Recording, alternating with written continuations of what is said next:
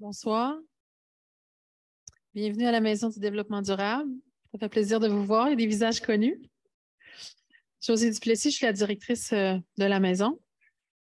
On est chanceux ce soir. On a des spécialistes, et on a plein de bruit aussi. On a des spécialistes, chacun dans leur domaine respectif, mais tout sur le spectre de l'efficacité énergétique qui vont venir discuter ensemble de solutions concrètes pour avancer vers l'efficacité énergétique. Quelques remerciements quand même à faire.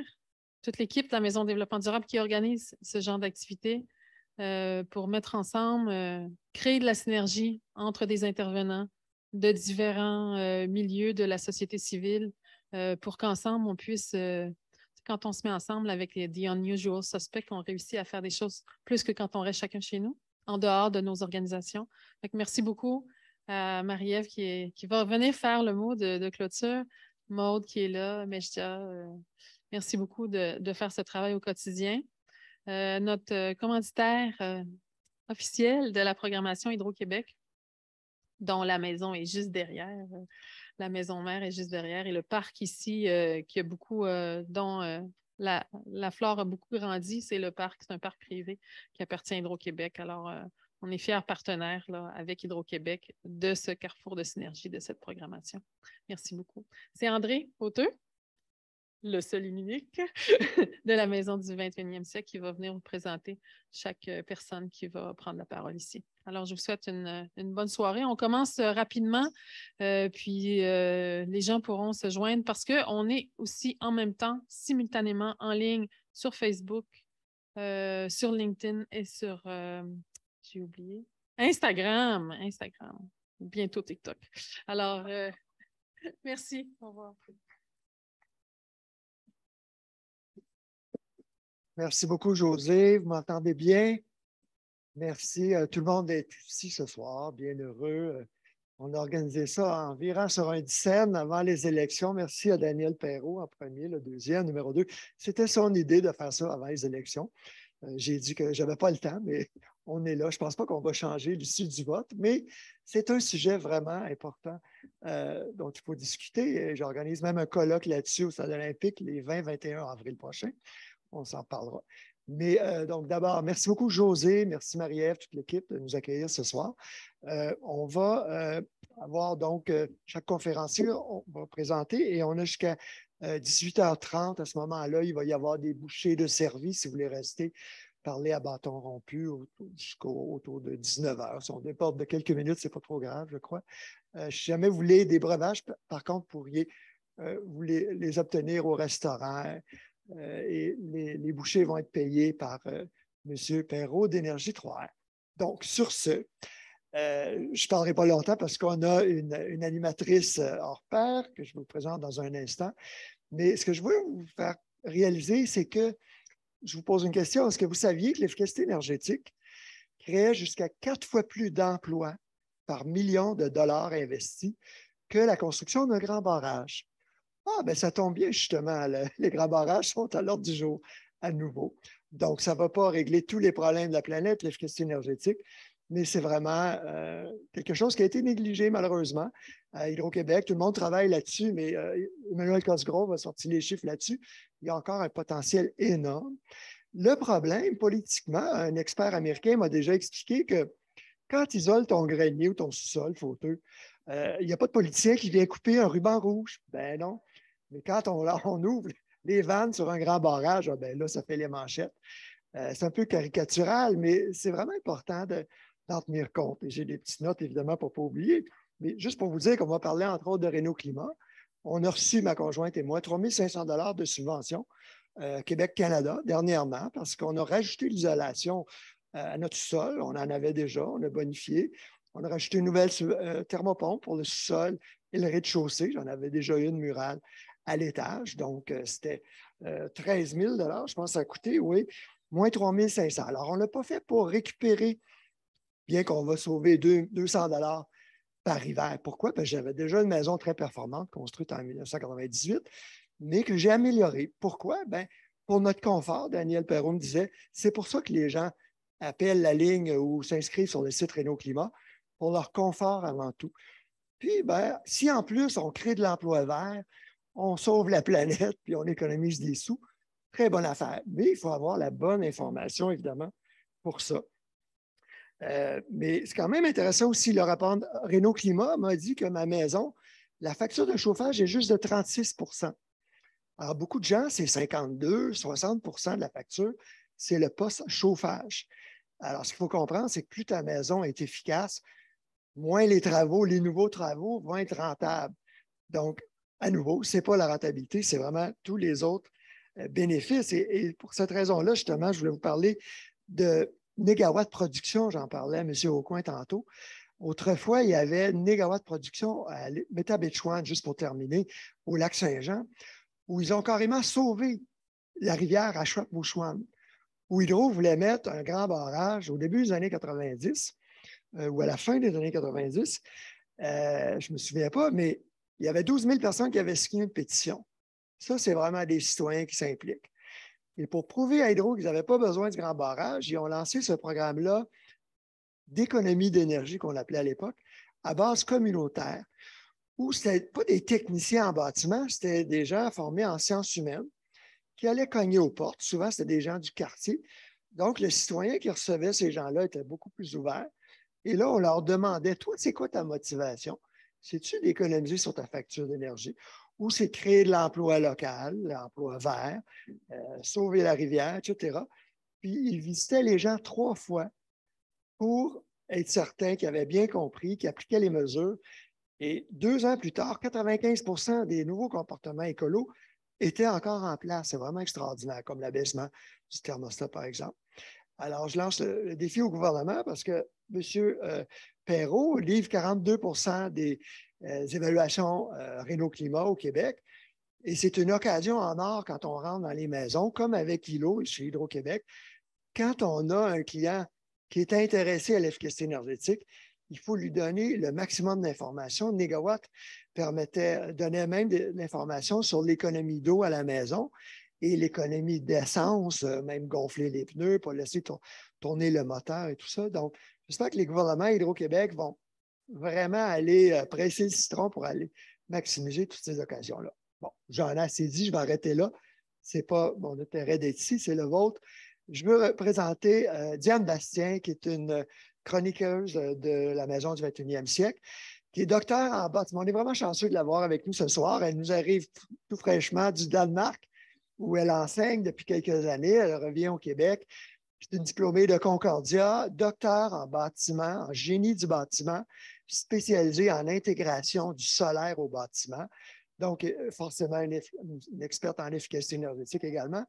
Et très fière aussi qu'elle soit une diplômée en biobiologie, c'est-à-dire la bioconstruction, où elle a été formée aux États-Unis, matériaux sains, réduction de la pollution électromagnétique, etc. Diane, je m'arrête là. Le CV est trop long. À toi la parole. C'est Diane qui va présenter nos conférenciers et animer les questions-réponses par la suite. Merci à vous tous. Bonne soirée.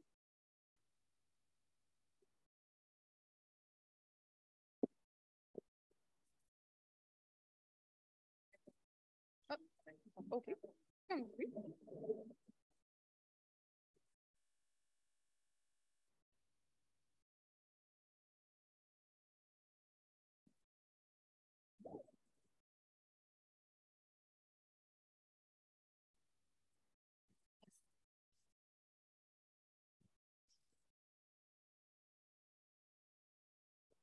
Bonsoir.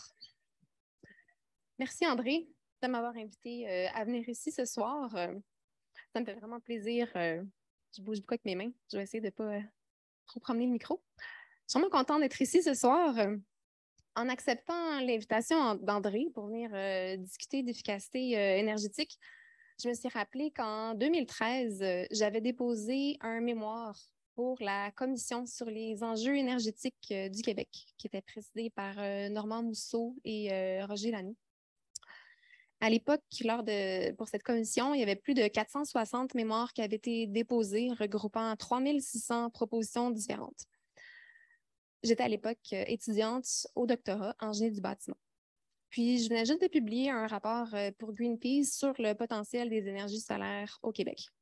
Donc, j'avais basé mon mémoire beaucoup sur ce rapport-là. Donc, l'énergie solaire faisait une grande place.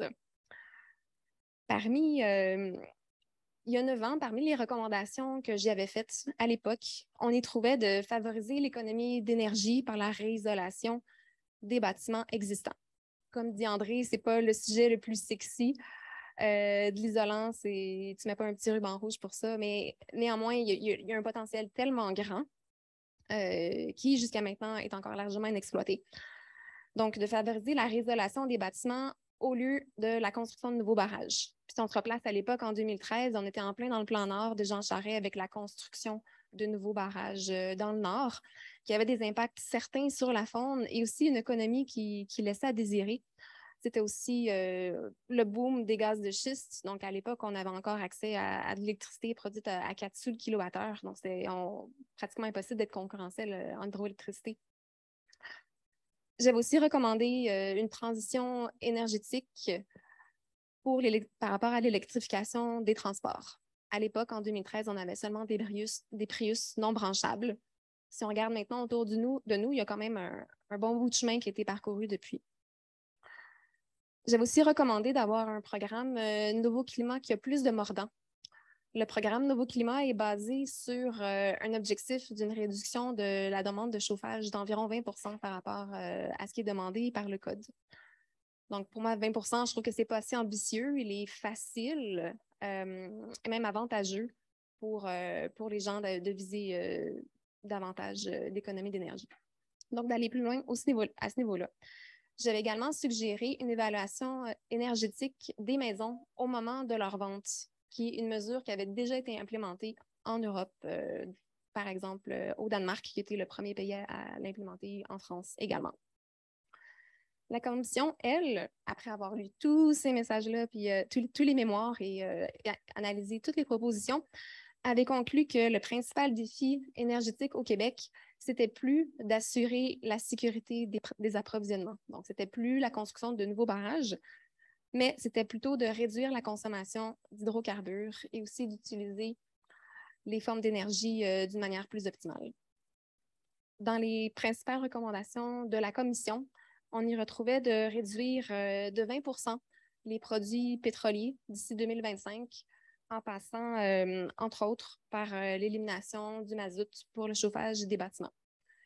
Ils avaient aussi recommandé, de manière un peu surprenante, de voir l'opportunité de suspendre les investissements dans les complexes de la Romaine 3 et 4. Donc, voir si c'est possible de les suspendre financièrement. Et également de suspendre les contrats d'approvisionnement en éolien, en cogénération et aussi pour les éoliennes, pour les turbines de petite puissance. Ils avaient également préconisé que l'approche réglementaire du Code du bâtiment soit basée vraiment sur l'atteinte de cibles de performance énergétique à atteindre pour les maisons neuves et également pour les rénovations. Et finalement, une autre des mesures qu'ils avaient suggérées était la création d'un registre national de cotation énergétique obligatoire des bâtiments au Québec. Donc, 9 ans plus tard, où est-ce qu'on en est? Bien, moi, personnellement, 1 an plus tard, je déménageais au Danemark, puis j'y suis restée pour 7 ans. Je suis nouvellement de retour au Québec. Donc, je dois vous avouer qu'avec cette expérience, je me suis un peu déconnectée de la politique énergétique québécoise. Puis, également, au fil des ans, ma philosophie change un peu. D'un côté, je sens qu'on est sur une pente glissante qui se dirige de plus en plus vers un paysage où on tente d'imposer de plus en plus de choses aux citoyens. Puis je sens qu'on doit faire extrêmement attention à ça. Souvent, quand on parle de tactiques pour faire changer les comportements, on parle d'utiliser des carottes puis des bâtons. Des carottes comme des incitatifs, puis des bâtons comme des punitions, des sanctions.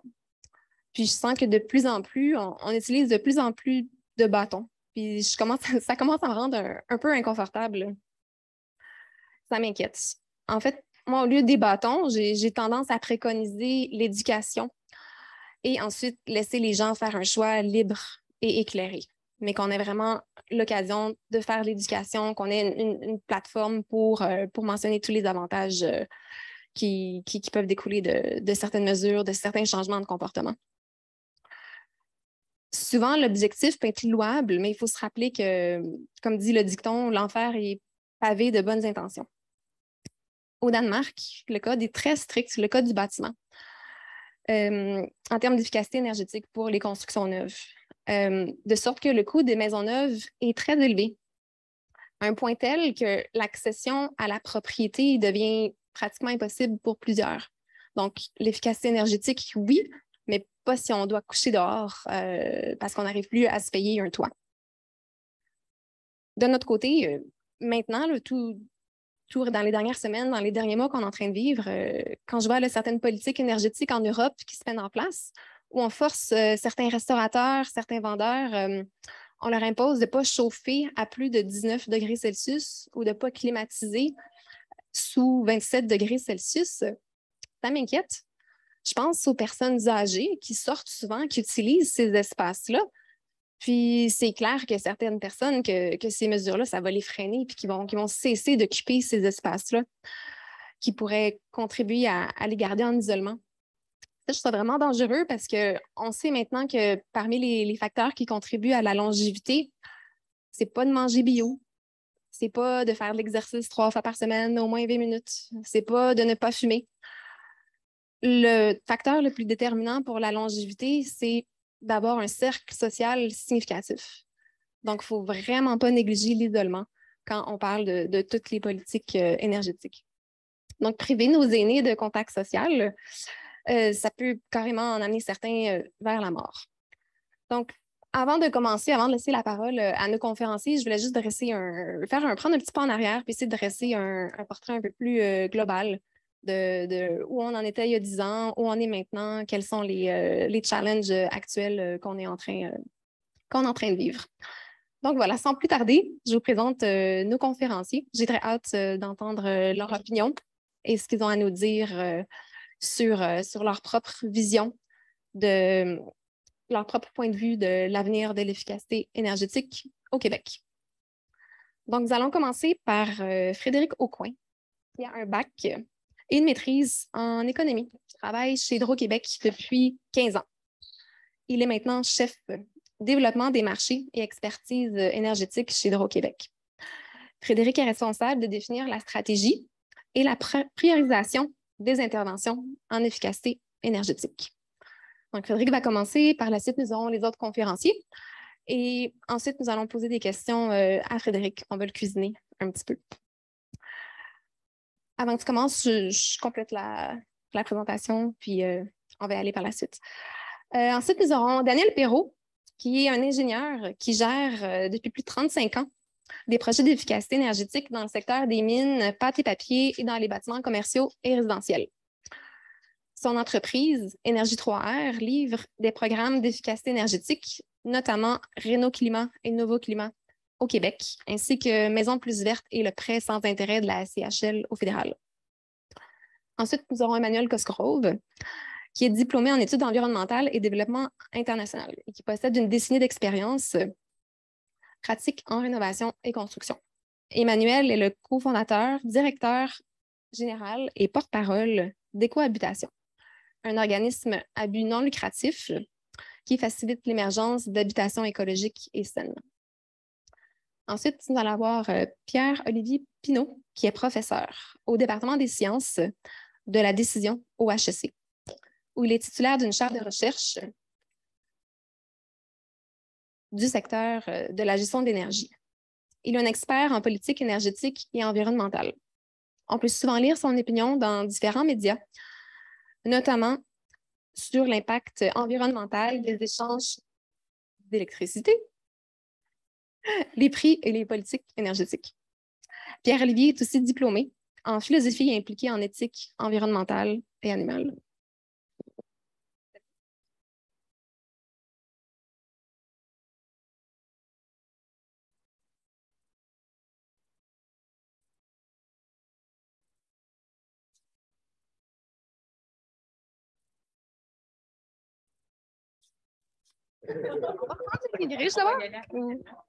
Oui. Allô? Est-ce qu'il est allumé, celui-là?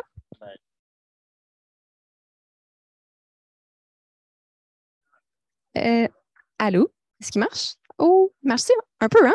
Non? Pas du tout? Non? Bon. Ben, ça ne me dérange pas.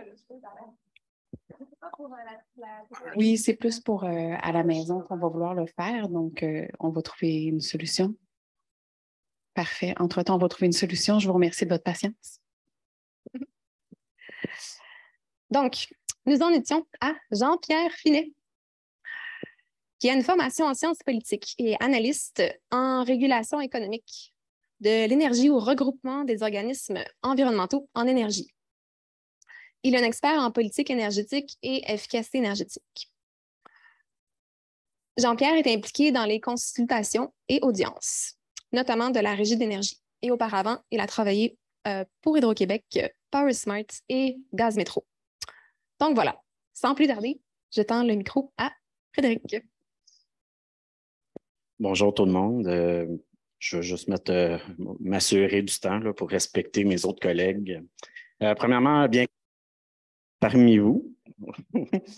C'est vraiment un honneur de partager le panel avec tous ces experts-là en même temps. Fait que bien content de l'invitation et de pouvoir vous jaser un petit peu ce qu'on fait chez Hydro-Québec en termes d'efficacité énergétique, vers où on veut aller. Fait que c'est un petit peu là, ce que je vais vous présenter dans les prochaines minutes. Premièrement, peut-être juste une petite mise en contexte. On a fait beaucoup d'efficacité énergétique là, dans le début des années 2000. On a fait là, près là, de la présentation derrière moi là, de mémoire 10 TWh dans ces années-là pour à peu près là, plus que 1 milliard là, à peu près d'aide en subvention. Ce qu'il faut comprendre, c'était un contexte aussi où que les entreprises étaient très énergivores. Fait qu'on avait là, vraiment des cibles ambitieuses là, qui avaient même été décrétées par le gouvernement. Par la suite, on a eu un épisode un petit peu plus tranquille dans l'efficacité énergétique, là, où on avait là, vraiment un contexte énergétique où Hydro-Québec est en surplus d'énergie. Ce qui nous a amené à ralentir un petit peu l'agressivité, si on veut, là, de nos interventions en efficacité énergétique. Mais là, on est de retour parce que là, on a vraiment une demande croissante, que ce soit à travers l'électrification des transports, que ce soit dans la volonté de nos industries à vouloir s'électrifier, que ce soit aussi le télétravail, tout le monde à la maison. Fait qu'on a vraiment là, une demande là, qui est vraiment en croissance. Puis pour finalement leur répondre à cette demande-là, oui, il y a peut-être des barrages, mais on a vraiment mis de l'avant l'efficacité énergétique. On s'est doté d'un objectif là, de 8,2 TWh entre 2020 et 2029. Fait qu'on a déjà commencé là, cette aventure-là du 8,2 TWh. 8,2 TWh, c'est à peu près la Romaine, qui est un de nos derniers ouvrages. Ou effacer complètement l'île de Laval. Je n'ai rien contre les gens de Laval, là, désolé, mais c'est à peu près la population que ça représente, 8 TWh. Ce qu'il faut aussi dire, c'est que justement, avec ces objectifs-là, on peut déjà vous montrer un petit peu là, les premières années où on en est. On a déjà pris un petit peu d'avance. 2021, on a eu des très bons résultats. On était déjà là, en action. 2022, là, ça s'enligne à être à peu près en lien avec nos objectifs. Puis, dans le fond, ça représente là, qu'on vise à peu près faire le double de ce qu'on faisait là, dans les dernières années. Fait que pour nous, c'est quand même une cible ambitieuse, même si d'autres personnes sur le panel pensent le contraire. C'est le fun de passer avant. Je peux... Bon. Bon, nos programmes, là, nos nouveaux programmes qui s'en viennent ou qui ont déjà là, commencé sont axés là, sur 3 axes. Premièrement, on veut donner des appuis financiers pour stimuler l'économie, stimuler aussi le revenu disponible là, des gens, des ménages québécois.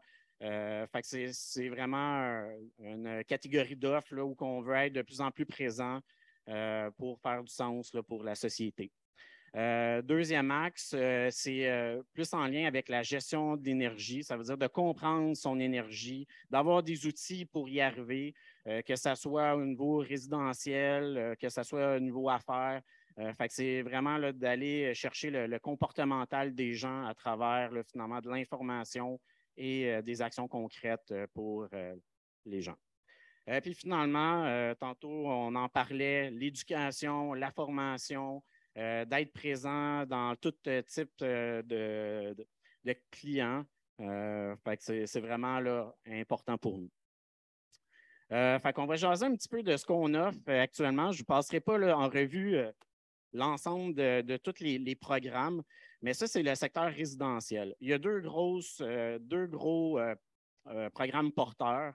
On a le noyau qui est notre nouvel outil de performance énergétique qui est accessible sur l'espace client de tous les clients qui ont un espace client d'Hydro-Québec. C'est un petit formulaire de 4-5 minutes à remplir, très simple, que n'importe qui devrait être capable de répondre. Puis ça donne accès à un paquet d'informations. Se comparer à nos voisins, se comparer à comprendre aussi notre facture d'électricité. Puis en plus, en fonction du formulaire que vous avez rempli, ça vous donne accès à au-delà d'une 50aine de conseils personnalisés en efficacité énergétique. C'est un peu la vision qu'on a d'utiliser cette plateforme-là pour finalement faire la promotion de tous nos autres programmes d'efficacité énergétique au niveau résidentiel.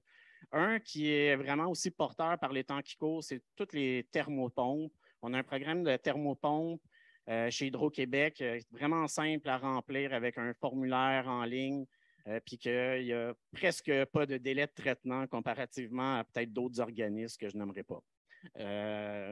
Bon, il y a eu peut-être un moment où il y en avait un peu plus, mais là, c'est fini. Puis, on a vraiment une vision que dans le futur, on va arriver avec d'autres programmes prochainement, avec des nouvelles mesures, parce qu'on a été très longtemps dans les dernières années à plus faire de la sensibilisation parce qu'on était dans un mode de surplus énergétique. Mais là, on veut vraiment revenir avec un programme vraiment plus innovateur. Fait que j'espère que vous allez être attentifs. Parce qu'on a vraiment des nouveautés qui s'en viennent à ce niveau-là. Puis pour faire aussi plus de synergie entre l'ensemble de nos programmes, on a des belles choses qui s'en viennent dans le futur. Faire peut-être une petite parenthèse aussi sur le secteur affaires. On a... Ah, attends, j'avais oublié quelque chose. On a aussi lancé cette année des trousses éducatives. On en avait déjà pour le primaire, mais là, on a débuté des trousses éducatives pour tous les élèves au secondaire. C'est des jeux interactifs. On peut même faire ça à distance. C'est vraiment quelque chose qu'on trouvait important d'être présent tout au long dans le fond, l'éducation des enfants pour en faire plus tard des gens qui connaissent l'efficacité énergétique.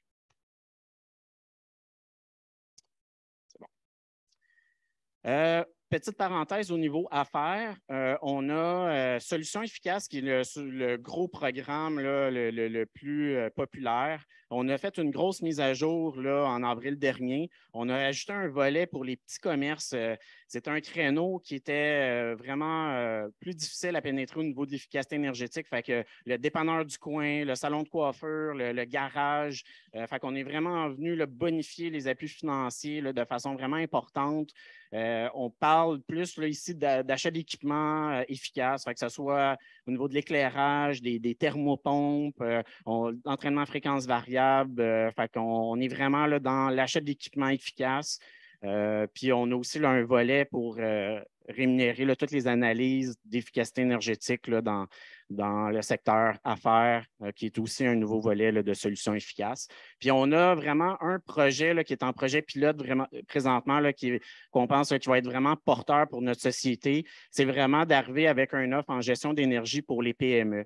Les PME aussi ont été peut-être moins enclins à faire de l'efficacité énergétique dans les dernières années, mais on veut vraiment revenir à vraiment instaurer dans les PME vraiment un focus important sur l'efficacité énergétique avec une rémunération s'ils font des entretiens, de la remise à niveau d'équipement, vraiment des gestes au quotidien qui font de l'efficacité énergétique. On veut vraiment axer un gros de notre effort et de nos subventions pour les aider à mieux consommer dans nos PME au Québec. Qu'est-ce qui est important aussi au niveau affaires, on est vraiment en train de revoir l'expérience client. On a vraiment des nouveautés qui s'en viennent juste au niveau là, de soumettre sa demande, suivre sa demande. Fait qu'on a vraiment là, des belles choses qui s'en viennent à ce niveau-là.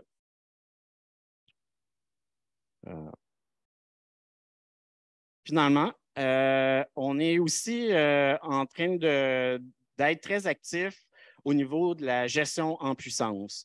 L'idée, c'est qu'on a un réseau qui est très sollicité quand il fait froid. On a aussi nos investissements découlent de ces périodes-là aussi. C'est là où on est en train de se questionner la grosseur d'investissement qu'on veut faire pour répondre à la demande. Fait que Hydro-Québec, on veut vraiment là, jouer un rôle avec des programmes pour mieux consommer quand il fait froid. ILO, on a entendu là, ILO, qui est une de nos filiales, qui est très active dans ce domaine-là, que ce soit avec des thermostats connectés, que ce soit éventuellement avec des chauffe-eau interruptibles, des bornes intelligentes. Fait qu'on est vraiment là, à développer une offre très intéressante pour nos clients. Tout ça amalgamé avec des options tarifaires qu'on peut avoir entendu parler, que ce soit la tarification dynamique, le crédit hivernal ou le Déflex. C'est des tarifs là, qui nous incitent finalement là, à réduire notre consommation en période de pointe. Puis, on va avoir des nouveautés qui s'en viennent dans ce domaine-là. On veut équiper les gens, mieux les équiper pour qu'ils puissent intervenir dans les périodes qui fait froid avec des subventions là, au niveau des équipements. Fait que c'est vraiment un rôle grandissant là, dans ce créneau-là. Avant, on était beaucoup plus dans juste l'efficacité énergétique de réduire le kilowattheure, mais là, on veut aussi bien le consommer dans des moments qui est finalement là, intéressant pour nous. Puis indirectement, ces offres-là vont se traduire à des appuis pour notre clientèle. Peut-être petite parenthèse sur l'accumulateur de chaleur ou l'accumulateur thermique. C'est quelque chose là, qui est, je pense que mon collègue va aussi en discuter un petit peu tantôt, mais qui est finalement quelque chose qui nous permet là, de stocker de la chaleur à travers des briques là, pendant les périodes de pointe pour éviter là, de consommer sur le réseau en période de pointe. Fait que ça aussi, là, c'est des genres de technologies qu'on va vouloir mousser là, dans le futur. On a aussi la Biénergie, là, qui est aussi là, une autre offre là, qui s'est rajoutée là, dernièrement pour inciter les gens là, qui sont finalement là, au gaz à se convertir à l'électricité en période hors pointe, puis de continuer à consommer le gaz en période de pointe. Fait que j'ai été... Et voilà, c'était l'ensemble de l'offre d'Hydro-Québec. Puis de toute façon, je pense qu'on va avoir d'autres choses à discuter là, dans les prochaines minutes. J'espère qu'au moins ça vous a un peu éclairci de où on veut aller, puis de vous rassurer qu'on est en action là, dans l'ensemble de la clientèle. Merci.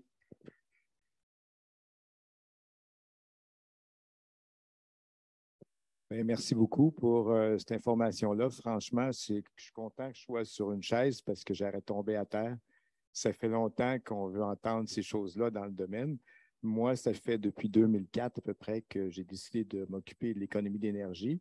En 2004, j'avais des réunions de famille, puis les gens s'éloignaient de moi quand je parlais d'économie d'énergie. Par chance qu'André était là, au moins on pouvait se parler. Maintenant, même mon voisin anglophone et les autres, ils me disaient justement, je veux te parler, c'est intéressant tout ce que tu fais. Donc, ça, il y a un gros changement depuis 3 ans. Et nos futurs employés, entrepreneurs, ça, c'est la même chose aussi. D'ailleurs, ils sont dans la pièce ici. Ça prouve qu'ils sont vraiment enthousiastes, ce n'était pas le cas en 2004. Après ça, bien, le programme a commencé très, très lentement, le programme Réno Climat, qui était le programme par le gouvernement du Québec. Puis, on avait des taux de 20 par année, mais très, très peu. Là. On n'avait pas beaucoup, beaucoup de demandes. On commençait le programme. Il y avait aussi Nouveau Climat aussi qui commençait à l'époque. C'est là que j'ai commencé. Puis, on avait un petit 20 par année. Puis, ça fonctionnait pas si mal. Pourquoi c'est intéressant de vous parler? C'est que maintenant, depuis 2 ans, depuis, je crois, c'est le 27 mai 2021, le gouvernement du Canada a décidé, lui aussi, il donnait des milliards à tout le monde et puis ils ont décidé de nous donner 2,6 milliards pour l'économie d'énergie dans le bâtiment. Là aussi, on a tombé en bas de la chaise parce que les subventions qu'on donnait au Québec, c'était dans l'ordre de 1 200 $ par année qu'on donnait, non imposable. Et puis, le gouvernement du Canada est arrivé avec son programme Maison plus verte et presque le montant qu'André a eu, c'est 3006, qui est le montant moyen que les gens ont dans le programme. Donc, ils ont triplé, si vous voulez, le programme.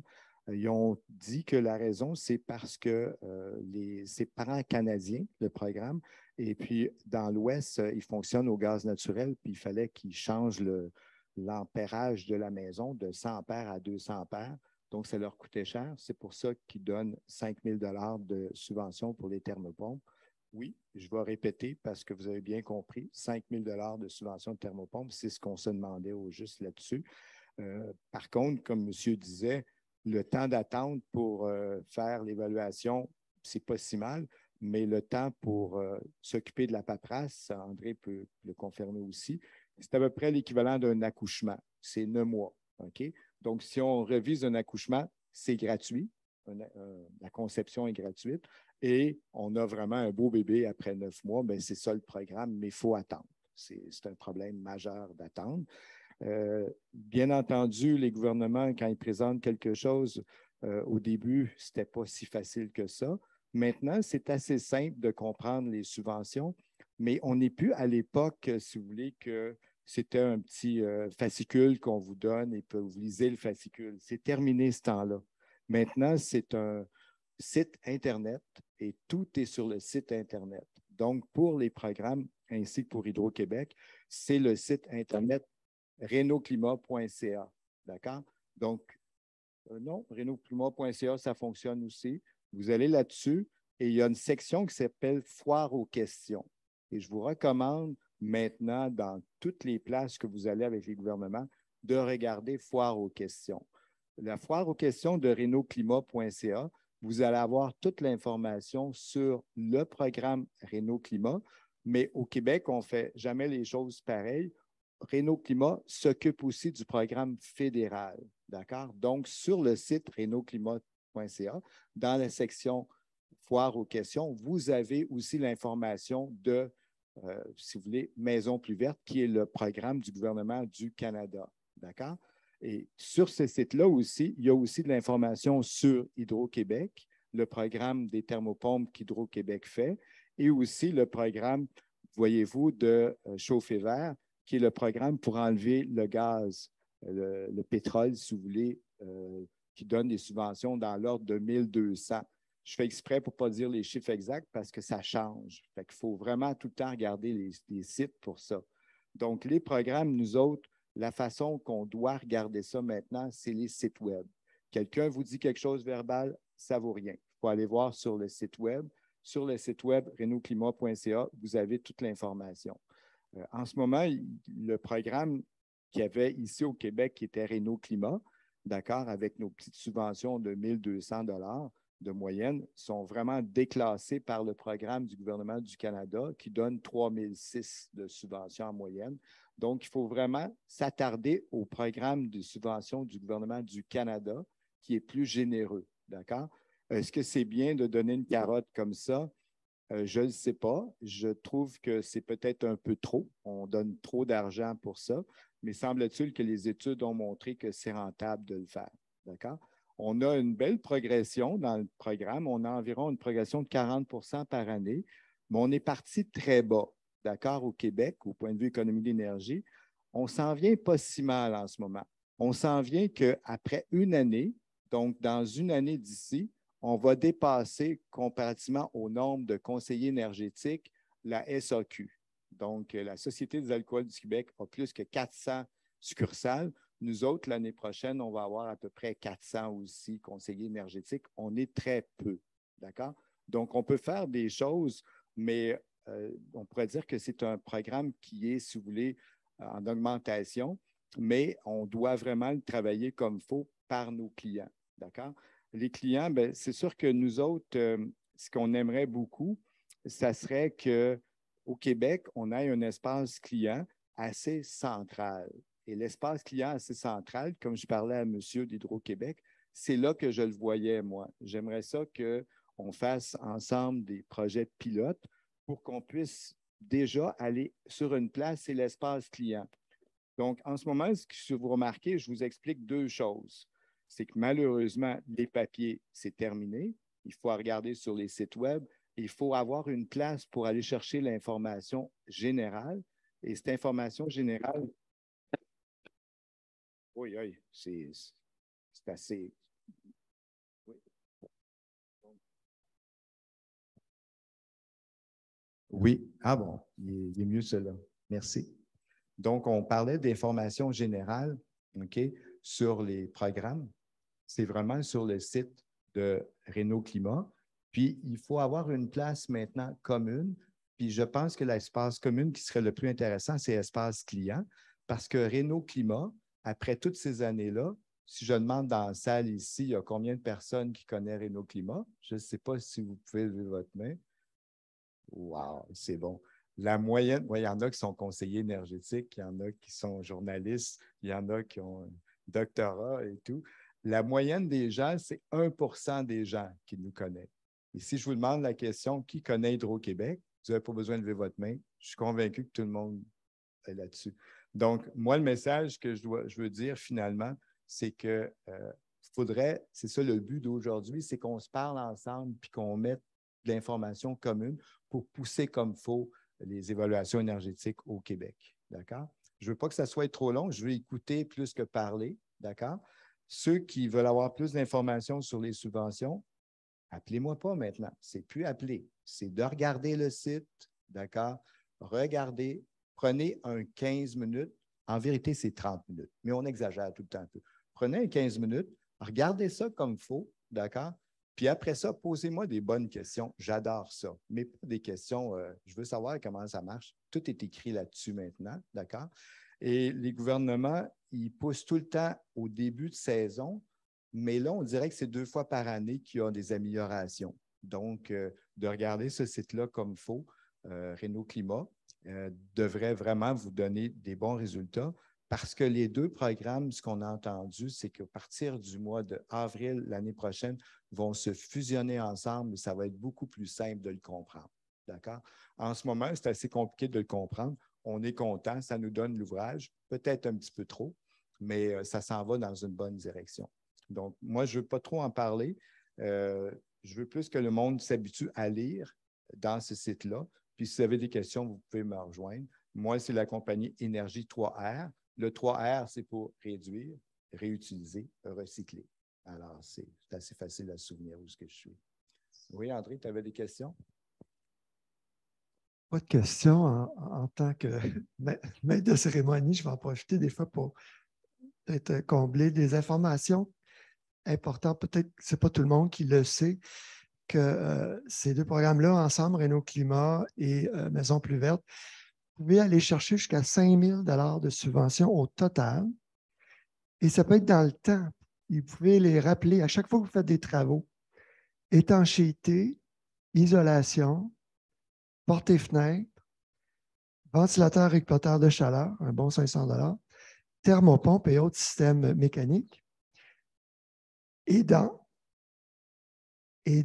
Maison Plus Verte aussi, ils bonifient ces mêmes travaux, mais aussi ils veulent encourager la résilience des bâtiments. Donc, ils ont des subventions pour les membranes de toiture, l'étanchéité, les toitures qui fuient de plus en plus. Même chose avec les fondations, étanchéité des fondations, système photovoltaïque et batterie. Alors moi, ils sont venus 4-5 fois déjà chez nous, Réno Climat. Là, ils vont revenir parce que je viens de me doter de batteries au lithium pour mon sous-sol parce que mes batteries au plomb avaient 12 ans. Puis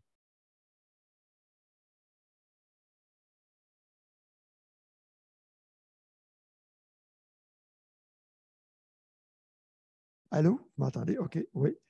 Donc, système photovoltaïque et piles qui sont subventionnés. Et puis, tu as mentionné chauffer vert, c'est pour retirer le mazout et le propane, je crois. Mais on encourage encore au Québec le gaz naturel. On a Jean-Pierre qui va en parler tantôt. Fuyez les vendeurs qui vous appellent, les vendeurs à pression. Personne dans l'entreprise privée est mandaté pour contacter les gens au nom des gouvernements. Il faut passer par le site de renoclimat.ca, tous les programmes.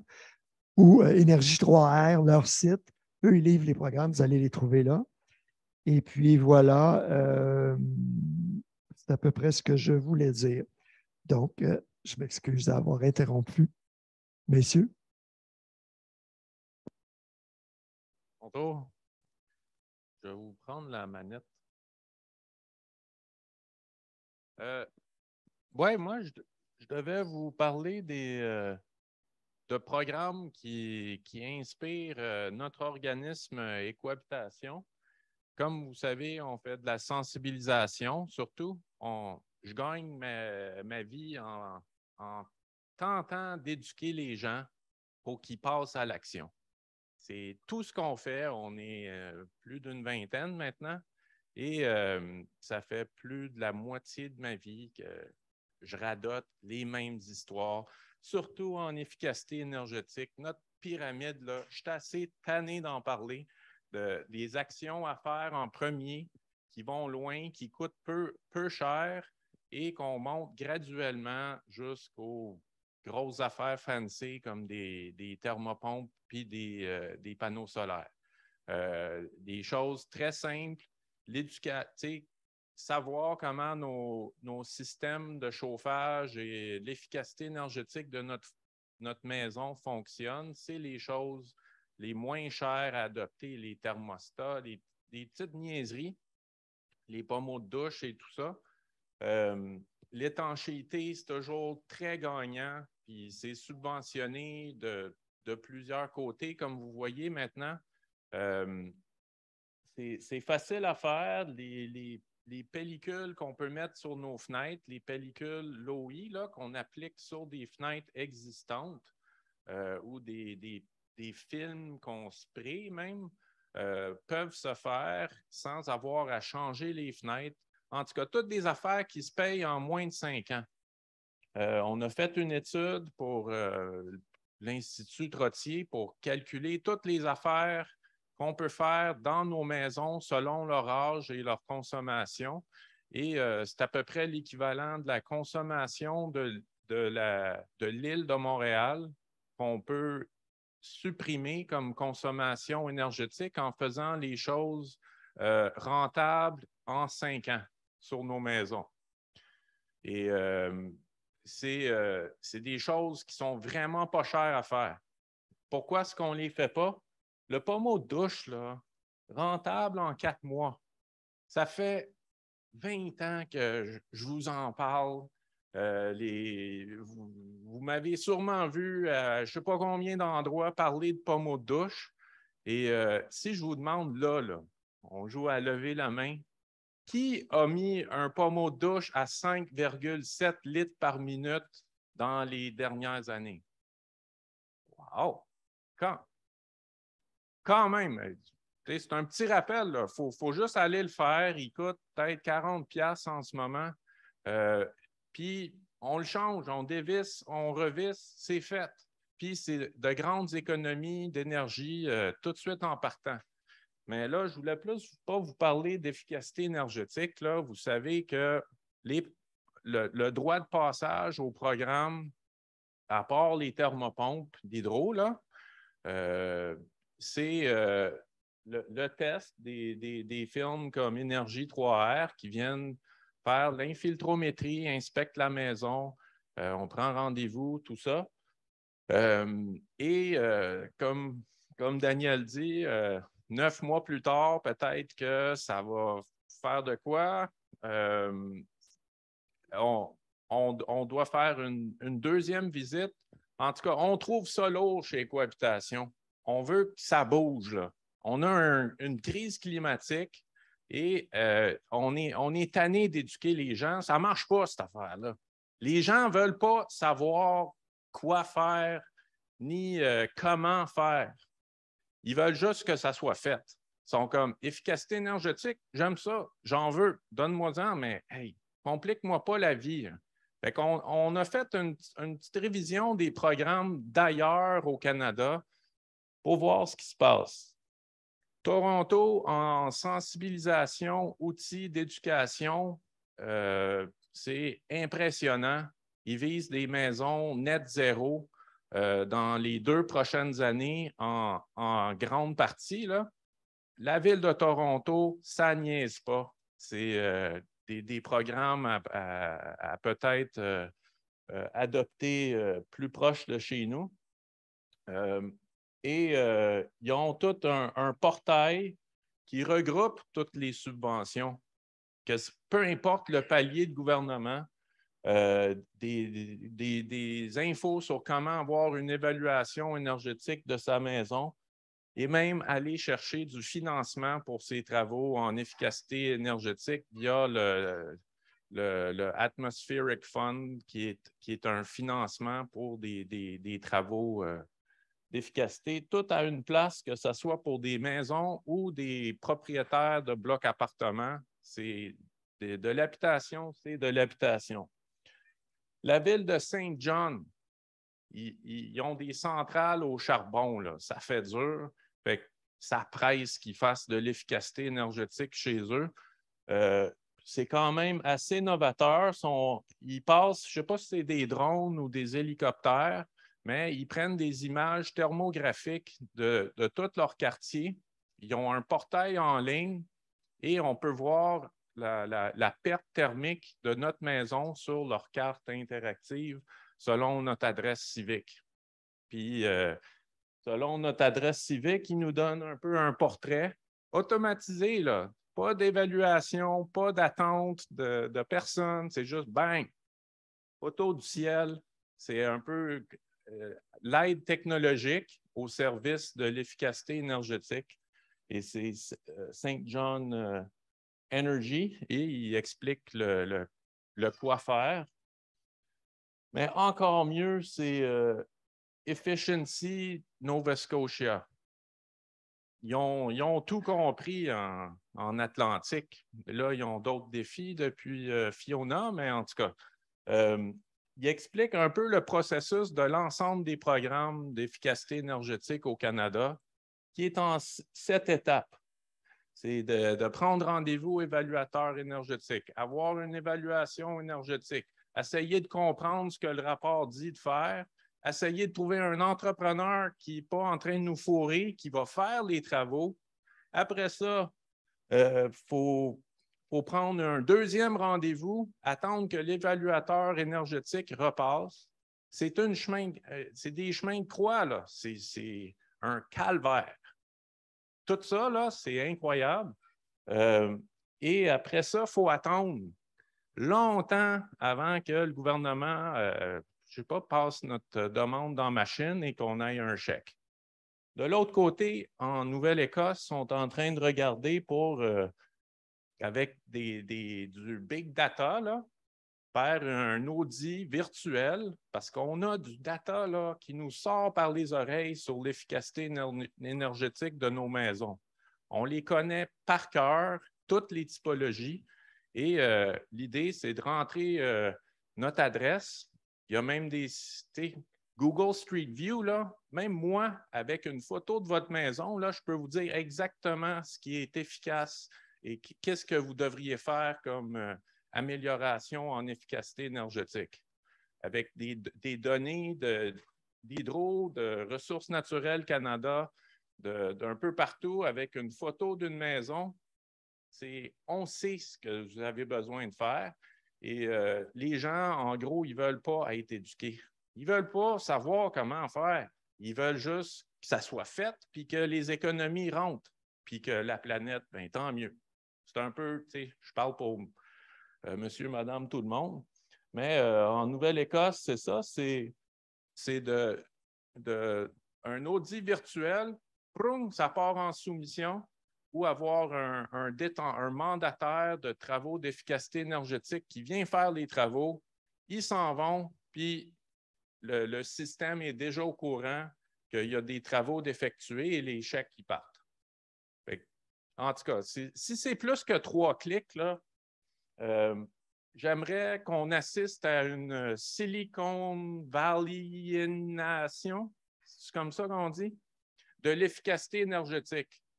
Je gagne ma vie à donner des cours aux gens sur quoi faire. Puis à la fin de la journée, là, ils sont juste comme c'est trop pour moi, là. Je ne suis plus capable. Ce que Amazon, Tesla, plein de monde ont compris, là, c'est que si tu perds de l'intérêt en 3 clics, tu as à peu près 5 secondes, hein, pour maintenir l'intérêt d'un humain moderne. Si c'est plus compliqué que ça, on ne va pas assister à grand-chose en termes d'amélioration de nos bâtiments. Il faut simplifier la chose. En Espagne, ma banque, où j'habite une partie de l'année, là, le conseiller bancaire là, m'offre des panneaux solaires. Ils ont dit, donnez-moi votre adresse. Puis ils m'ont fait une soumission selon l'orientation de mon toit, parce que c'est tout dans le... Ils m'ont dit, si vous allez économiser tant par mois, puis ça va vous coûter tant en frais de financement, et donc vous économisez 50$ par mois. Vous signez, j'ai dit, ouais, go. C'est facile. Ça, c'est même quelqu'un qui vient te proposer de quoi, calculé par l'intelligence artificielle. Puis ça, c'est pas compliqué. Au Canada, on a plus de 20 ans de cote Énergide. Les Ressources naturelles Canada, ils ont énormément de data sur nos maisons. Hydro-Québec, avec Mieux consommer, ont beaucoup de data. Et avec le nouveau, comment il s'appelle, le tableau de bord, Frédéric? Outils de performance, il va y avoir beaucoup d'infos aussi. Et surtout et avant tout, les compteurs intelligents, c'est une source de data là, absolument exceptionnelle. Si on pouvait partager du data avec des partenaires crédibles, on pourrait faire des rapports et des prescriptions d'amélioration énergétique sans que les gens sachent vraiment ce qui se passe, mais qu'ils soient étonnés qu'on coupe de 40% leur facture d'énergie de même. Fait que pour que les gens passent à l'action, pour partager les données, ça c'est clair, parce qu'on les a, ils sont là, et on veut, faut avoir des outils qui simplifient la chose pour qu'en 5 secondes, la personne soit convaincue qu'il clique « Je commande » comme sur Amazon ou écouter un film sur Netflix, c'est ting-ting, puis ça tourne. C'est l'efficacité énergétique, ça doit être aussi simple que ça.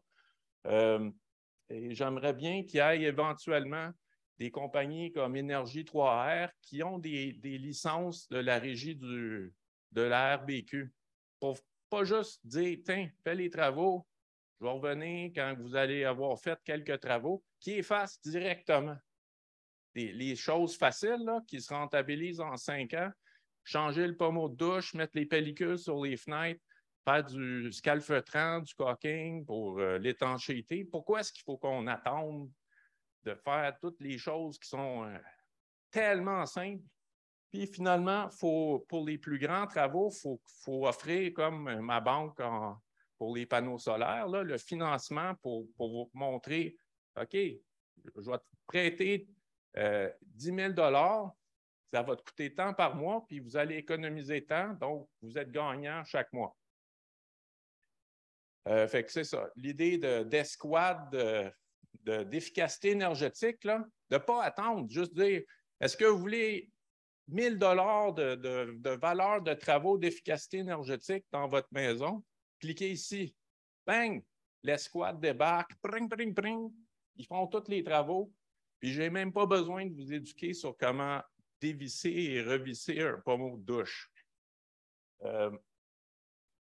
Écohabitation s'en vient quand même avec des gros programmes. Je rénove éco, basé sur le PACE Financing qu'on connaît bien du côté des États-Unis, qui va être dans un premier temps pour éliminer le mazout et le gaz naturel du Québec.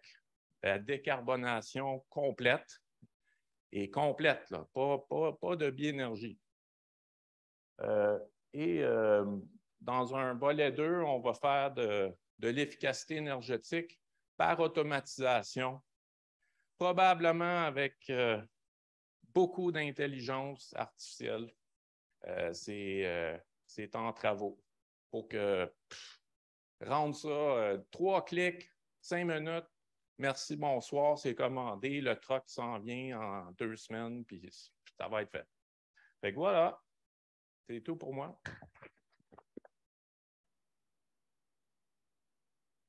Ça bouillonne, je m'excuse encore en tant qu'organisateur, il faut que je commente un peu. Merci, bien d'accord avec toi pour le Big Data. Il faut s'en servir. Je ne voulais pas parler compteur intelligent, mais puisque je donne un cours pour Emmanuel samedi, je vais dire un mot sur l'électrosmog. C'est que le compteur intelligent, c'est un petit four à micro-ondes.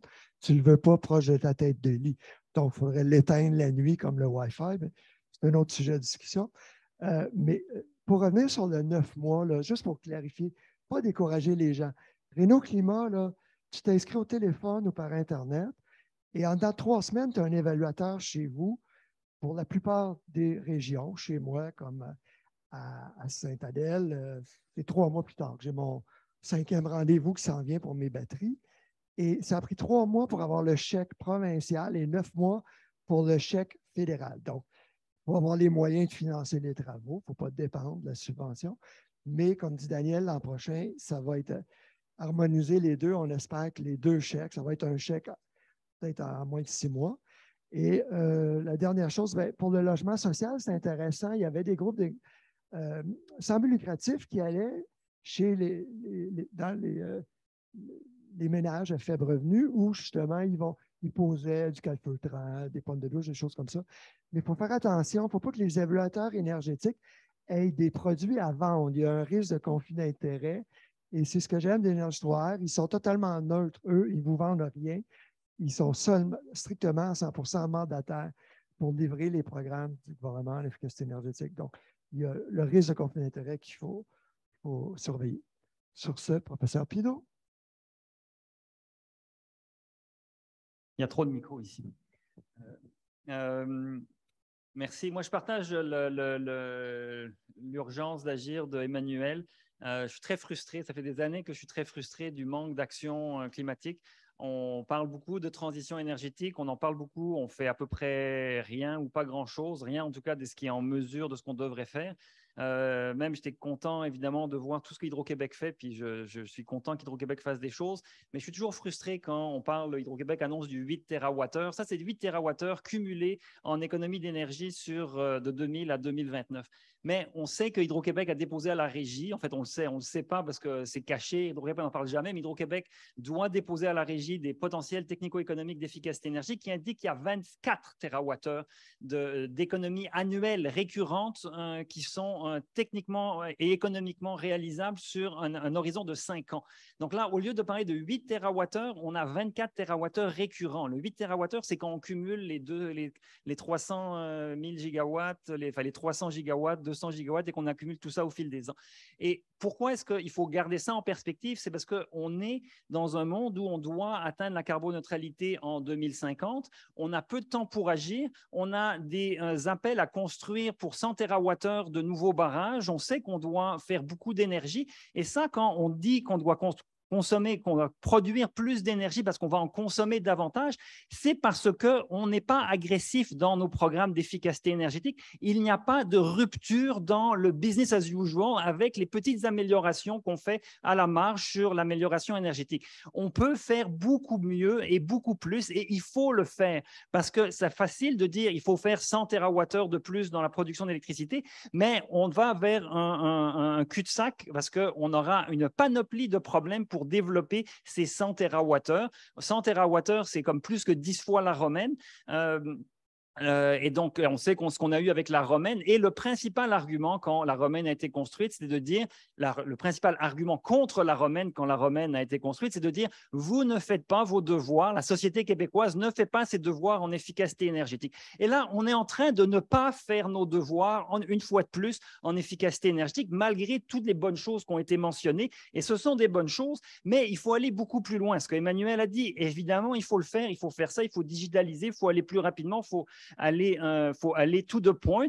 L'éducation que Mme Bastien disait qu'il fallait faire, c'est très gentil. Puis les carottes, c'est très gentil, les carottes. Puis on est bien aligné pour aller dans la direction de Mme Bastien avec une potentielle réélection de la CAQ qui déteste les bâtons et qui va mettre des carottes partout. Alors, c'est très bien. Ça va être des petites carottes. Malheureusement, les gens, on est dans une société, on l'oublie, même avec des poches de pauvreté qui sont à travailler, mais on est une société beaucoup plus riche aujourd'hui qu'il y a 10 ans et qu'il y a 20 ans. Il y a des ménages à faible revenu, il ne faut pas l'oublier, il faut certainement garder une très forte conscience des ménages à faible revenu, mais dans la globalité, depuis 2000, c'est les 22 années, notre richesse collective a augmenté de 40%. On est une société très riche qui a les moyens de s'acheter des véhicules de taille record, des maisons qui ne cessent de grossir en termes de taille, ce qui fait que même si l'efficacité énergétique augmente par mètre carré de maison, comme on a plus de mètres carrés, eh bien, on ne fait qu'augmenter la surface.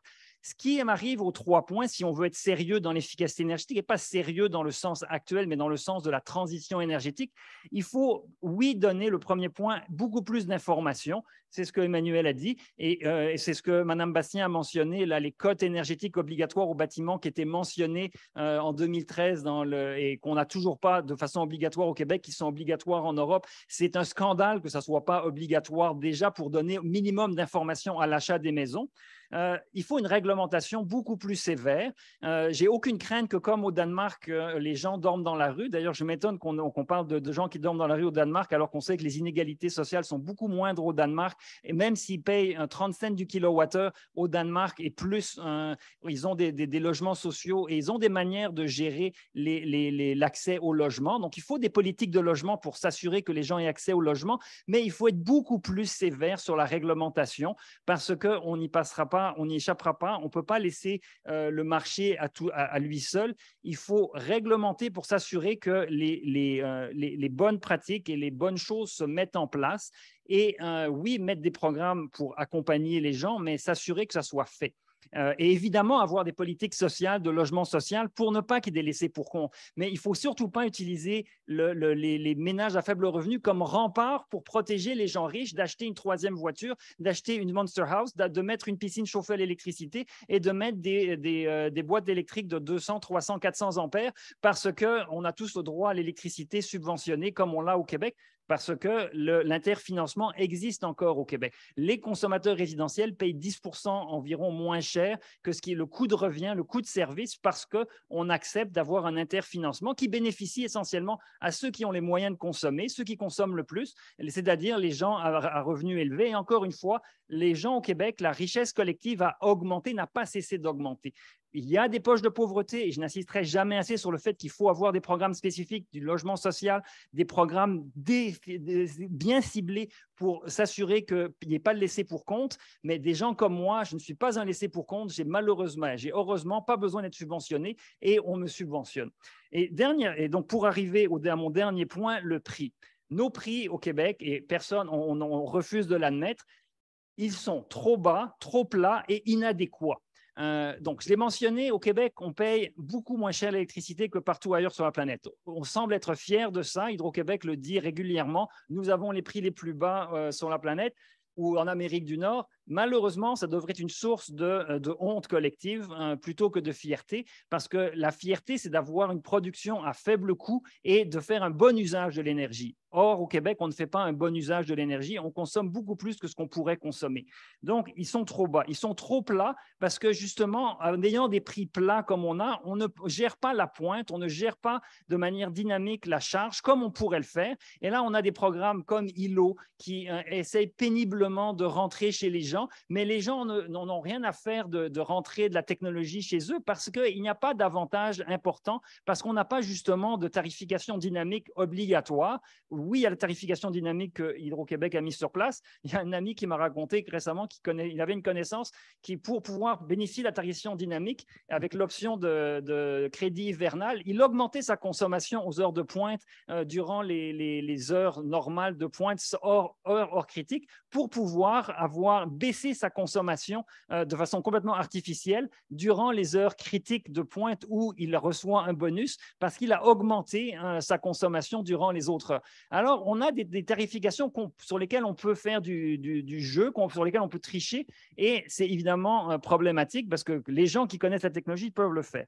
Et dernier point, en plus d'être trop bas, inadéquat parce qu'il n'y a pas assez de tarification horaire, ils sont inadéquats, nos tarifs, parce qu'on ne paye pas pour le prix de capacité. On ne paye pas pour la capacité utilisée, pour la demande, la charge maximale qu'on utilise, et on paye uniquement au kilowattheure, essentiellement. Pas uniquement, mais essentiellement au kilowattheure. C'est ce qui a amené Hydro-Québec, dans les périodes de surplus, à vouloir cesser ses programmes d'efficacité énergétique, parce qu'évidemment, c'était contre-productif. On fait de l'efficacité énergétique, on baisse les ventes de kilowattheure, comme les revenus d'Hydro-Québec ne sont basés que sur les ventes de kilowattheure, ça ne marche pas. C'est pour ça que de plus en plus de juridictions décident de dire, vous avez un branchement de coûts fixes qui est justement à 200 ampères, 300 ampères, eh bien, vous allez payer pour ce niveau maximal de connexion. C'est ce qui se passe en Italie, par exemple, où ils payent selon les kilowatts de capacité à laquelle ils souscrivent, ce qui permet, par le fait même, d'introduire une discipline de gestion de la pointe chez le consommateur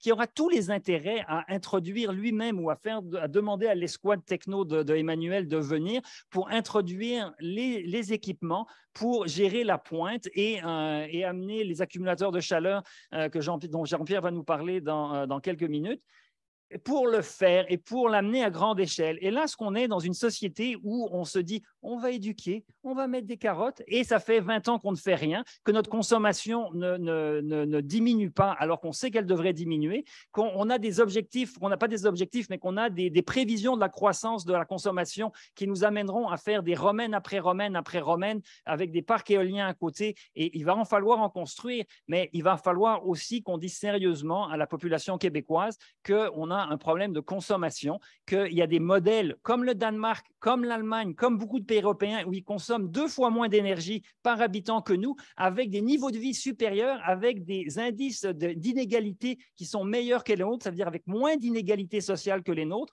parce qu'ils ont réussi à faire des programmes sociaux dirigés pour justement résoudre ces problèmes-là, sans s'empêcher d'utiliser des outils tarifaires pour justement faire payer aux gens qui peuvent payer la juste valeur de notre énergie.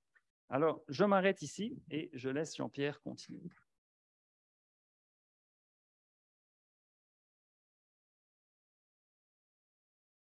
Hello? Ah, bon, ça fonctionne. Bonjour tout le monde. Juste avant de commencer de parler des accumulateurs de chaleur, c'est le fun de passer en dernier parce qu'on peut passer des commentaires sur ceux qui ont passé devant nous. Pas sur sur eux, mais sur ce qu'ils ont dit.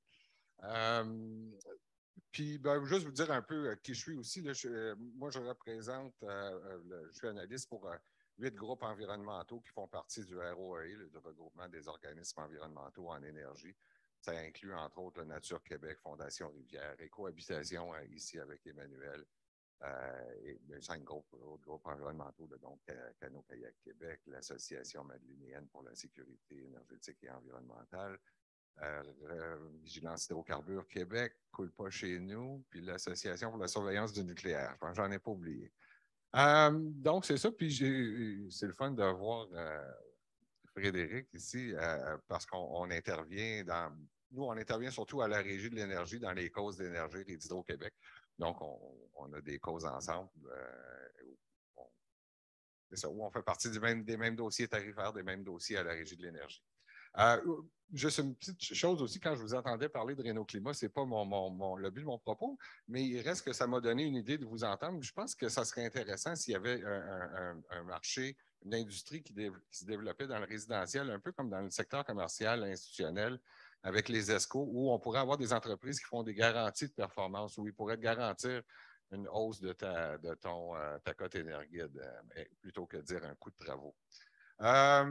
Sur ça, je voulais enfin passer aussi un peu par rapport, prendre la balle au bon de Pierre-Olivier par rapport à l'efficacité énergétique. L'efficacité énergétique, en passant, c'est principalement 2 choses, c'est 3 là, avec l'utilisation, mais c'est les économies d'énergie, donc les économies de kilowattheure qui ne coûtent pas cher, donc comme parlait justement Pierre-Olivier. Et il y a les économies de puissance. Bon, ça, c'est des kilowattheures, mais dans un moment donné, c'est des kilowatts finalement, mais à un moment donné. Donc, et les kilowattheures, l'économie d'énergie ne vaut toujours pas grand-chose. On le dit tout le temps, l'électricité au Québec, ça ne vaut pas cher. C'est pour ça qu'il ne s'en fait pas beaucoup. Puis c'est pour ça d'ailleurs que quand on vous parlait de la cible d'Hydro-Québec de 800 quelques gigawattheures, là, je veux juste vous mettre ça en perspective. Comparé à Romaine, ça a l'air gros, là, mais ça ne représente même pas 1,5% de 1% des ventes d'Hydro-Québec annuellement. Et c'était jusqu'à tout récemment à peu près un quart de 1% des ventes annuelles d'Hydro-Québec. Donc, il y a de la marge. Le 24-25 TWh de potentiel d'économie d'énergie, c'est un potentiel technico-économique évalué en fonction des coûts d'évité d'Hydro-Québec. Ça, c'est une chose.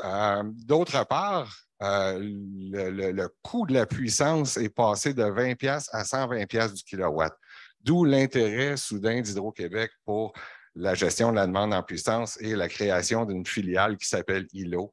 C'est justement parce qu'il y a de l'argent à faire avec la gestion de la demande en puissance.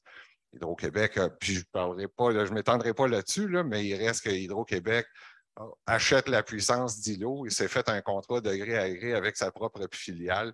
Donc, je peux vous dire que c'est un sweet deal.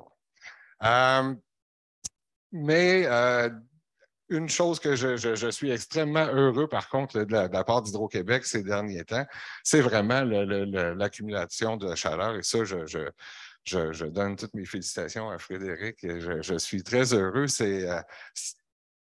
Non. Bien là, la brique, il y en a un paquet là-dedans, là, mais je ne les lancerai pas. Non, je suis excessivement heureux. Écoutez, pour moi, c'est une révolution à cause justement du coût de la puissance qui a été multiplié par 6.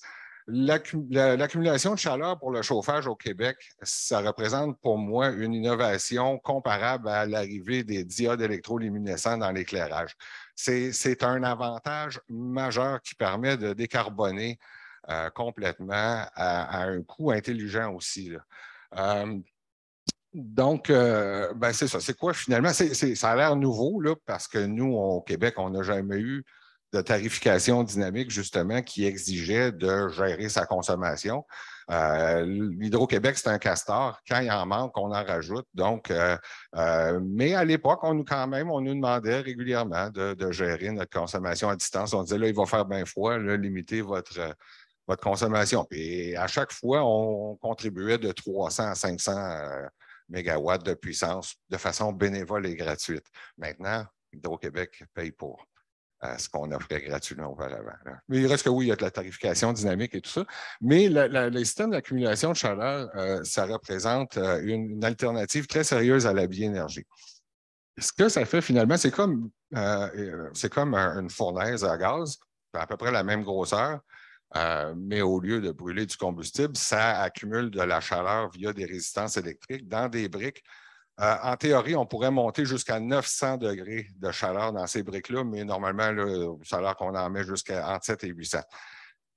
Ça donne quoi? Ça donne à peu près 15 heures d'autonomie. Ça permet de passer 2 pointes de... je vais juste vous... Si vous regardez, on ne voit pas tellement bien, c'est pas assez gros, là, mais finalement, en bas à gauche, on dit que les périodes de pointe critiques pour Hydro-Québec, c'est entre 6 et 9 heures le matin, puis entre 4 et 8 heures le soir, en fin d'après-midi. Donc, une recharge de briques peut permettre de passer à travers 2 pointes. C'est ça, Hydro-Québec offre présentement 10 000 d'aide financière à l'achat de ces systèmes-là. Il y a plusieurs clients d'Énergir qui ont déjà converti à l'accumulateur de chaleur, nonobstant l'offre de biénergie qui est faite en ce moment. Ce qui est indécent quand on compare cette solution-là avec la biénergie d'Énergir. C'est-à-dire que, bon, je ne sais pas si vous êtes au courant, mais la Régie de l'énergie a autorisé Hydro-Québec, le deal, l'entente entre Hydro-Québec et Énergir pour favoriser la conversion des clients d'Énergir vers la biénergie. En principe, c'est louable. C'est 70% des volumes de gaz qui vont être convertis à l'électricité, 30% qui vont être gardés pour la pointe. Jusqu'à là, moi, je suis parfaitement d'accord. J'encourage ça même pour les clients existants d'Énergir de s'installer une thermopompe avec leur fournaise. Et sauf que le problème avec le deal entre Hydro-Québec et Énergir, c'est qu'il exige que les clients signent pour 10 ans. Donc, ce qui fait en sorte que si ta fournaise a 5 ans, ben, tu vas être obligé de la remplacer. Sinon, il va falloir que tu rembourses au prorata les aides financières que le gouvernement va te donner. Parce que ça, c'est un autre affaire. Ça, le pire, c'est que c'est le gouvernement. Moi, en tout cas, j'ai demandé à Hydro-Québec pourquoi Hydro-Québec ne subventionne pas ce système-là dans la nouvelle construction. À chaque fois qu'il y a une nouvelle maison qui se construit, elle aussi, elle ajoute sur les besoins en puissance d'Hydro-Québec. Et non, mais par contre, on parlait de chauffer vert tout à l'heure. Chauffer vert, imaginez-vous donc, il a été modifié ce programme-là cet été. Normalement, c'était pour favoriser la conversion des systèmes de mazout vers l'électricité. Là, ils s'en servent, le gouvernement, pour donner les subventions dans le cadre de l'entente Biénergie. Mais le pire de ça, c'est qu'ils donnent des subventions pour la nouvelle construction. Donc, le gouvernement subventionne les énergies fossiles dans la nouvelle construction via chauffer vert, sous le couvert de la biénergie, sous le prétexte de gestion de la pointe, mais ne le subventionne pas l'accumulation de chaleur qui, elle, décarbone complètement sans gestion de la pointe. C'est un scandale. Il faut vraiment interpeller votre député, quelque chose fait de quoi, dites-leur que ça n'a pas d'allure. C'est vraiment scandaleux. Le gouvernement, c'est ça, subventionne encore le fossile dans la nouvelle construction et ce n'est pas acceptable. La raison pour laquelle ils ont favorisé la biénergie, c'est qu'ils disaient on ne peut pas faire une conversion à l'électricité au complet, ça prendrait, je ne sais pas combien de romaines, 10 400 mégawatts de plus de puissance. Mais avec l'accumulation de chaleur, c'est plus vrai. Si ça l'a déjà été, c'est plus vrai. Et oui, ça prendrait beaucoup plus de kilowattheures, comme on en a besoin pour les stocker dans les briques, mais on n'aura pas besoin d'autant de puissance parce qu'on peut recharger. Ce qui arrive avec ce système-là, en passant, fonctionne avec le tarif FlexD. FlexD, là, c'est Hydro-Québec dit, au lieu de vous charger 7 cents du kilowattheure, je vais vous en charger à peu près 4 pendant l'hiver. Mais par contre, quand je vais vous appeler et vous dire qu'il y a une pointe critique qui s'en vient demain matin entre 6 et 9, tu as besoin de faire attention à ta consommation, puis débarquer du chauffage, puis d'avoir préchauffé tes briques, parce que là, ça va te coûter 50 cents du kilowattheure. Tu as intérêt même à limiter ta consommation d'eau chaude et ton éclairage, etc., pendant ces périodes de pointe critique-là. Mais les gens qui participent au tarif FlexD font, si je ne m'abuse, là, au moins entre 150 puis j'ai vu jusqu'à 400 $ d'économie, dépendamment de leur gestion, de leur consommation pendant ces périodes de pointe-là. Ça efface pas pour rien, ça efface quand on a besoin.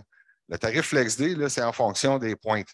Tandis que le deal de biénergie qu'ils ont fait Hydro-Québec et Énergie, c'est basé sur le tarif d'été. Bien, ça, le tarif d'été, ça efface automatiquement quand la température arrive en bas de -12. C'est bien de valeur, mais les fins de semaine, la nuit du samedi au dimanche, même la nuit du samedi au lundi, il n'y en a pas de pointe, même si c'est en bas de -12. Il n'y a pas d'activité commerciale. Ça efface à peu près 573 heures, si je ne m'abuse, l'année passée. Donc, 573 heures où on va utiliser du combustible fossile pour rien pendant qu'on aurait pu utiliser de l'électricité. Donc, tant qu'à moi, le deal de la biénergie, c'est l'entente la plus médiocre qu'ils pouvaient proposer. Et moi, je favorise plutôt justement une conversion à la biénergie de façon temporaire et non pas permanente comme Hydro et Énergir le favorisent. Et une conversion par la suite, quand le système au gaz pètera, d'installez-vous un système de chauffage à accumulation thermique. Ça coûte plus cher, oui. Ça coûte à peu près entre 15 et 17 000 $, mais Hydro-Québec vous en paye 10 000 $. Mais la beauté de la chose, c'est qu'une fournaise au gaz ordinaire va durer en moyenne 15 ans. Les systèmes d'accumulation thermique, moi, j'ai demandé à différents acteurs dans le marché. On me parle de 25 ans de durée de vie utile, mais j'ai parlé aux fabricants aux États-Unis, puis il y en a qui sont installés et qui fonctionnent depuis plus de 40 ans. Il n'y a aucune pièce mobile. Il faut que tu nettoies le filtre de temps en temps, puis si tu as un ventilateur qui pète ou un élément qui pète, tu le changes, c'est pas plus grave que ça. Les briques ne vont pas nulle part non plus. Puis, donc, c'est ça. Je pense que j'ai pris assez de temps, mais sinon, écoutez, je vous laisse, s'il y a d'autres choses, poser des questions. Merci.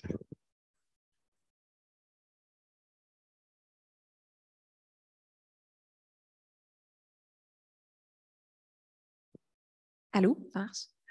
Merci tout le monde pour ces belles discussions enflammées où on peut voir beaucoup de points de vue. Je trouve ça très sain.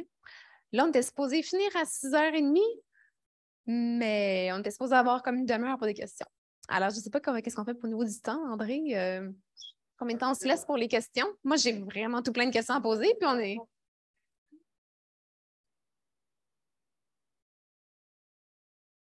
Donc, on se donne une bonne demi-heure pour les questions? Bon, ben, je vais prendre le privilège de avoir le micro.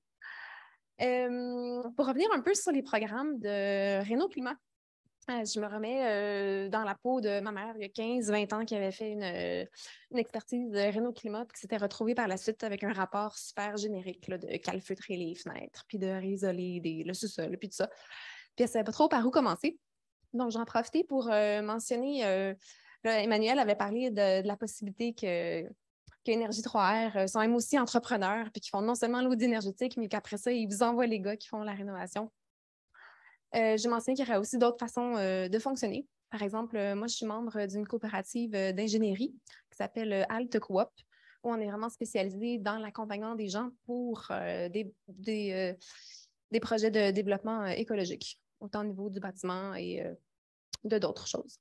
Donc, pour les gens qui sont un petit peu confus après une évaluation énergétique, puis qui ne savent pas par où commencer, puis qui ne savent pas qu'est-ce qui est le plus payant, mais il y a certaines ressources qui peuvent venir vous aider ici, autant dans la rénovation aussi que pour le design de maisons saines, en plus de tout ce que Écohabitation offre déjà. Puis d'ailleurs, Emmanuel, sur une de tes diapositives, tu avais montré des films LOI, puis tu avais parlé que c'était super facile de mettre un film LOI sur des fenêtres existantes. J'aimerais entendre un peu davantage là-dessus. Est-ce que c'est un film qu'on met à l'intérieur, à l'extérieur? À quoi on peut s'attendre en termes de coûts, surtout de durabilité, puis d'éventuels impacts sur la vue? Oui, c'est un peu...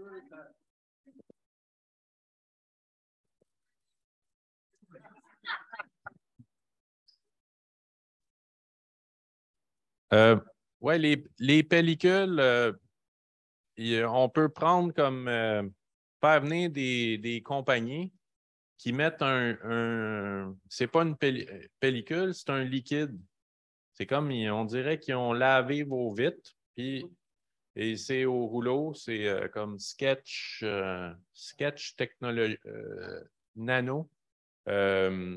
C'est un fournisseur, mais c'est pas mal plus cher. Ça, c'est une bonne vingtaine de dollars du pied carré, je pense.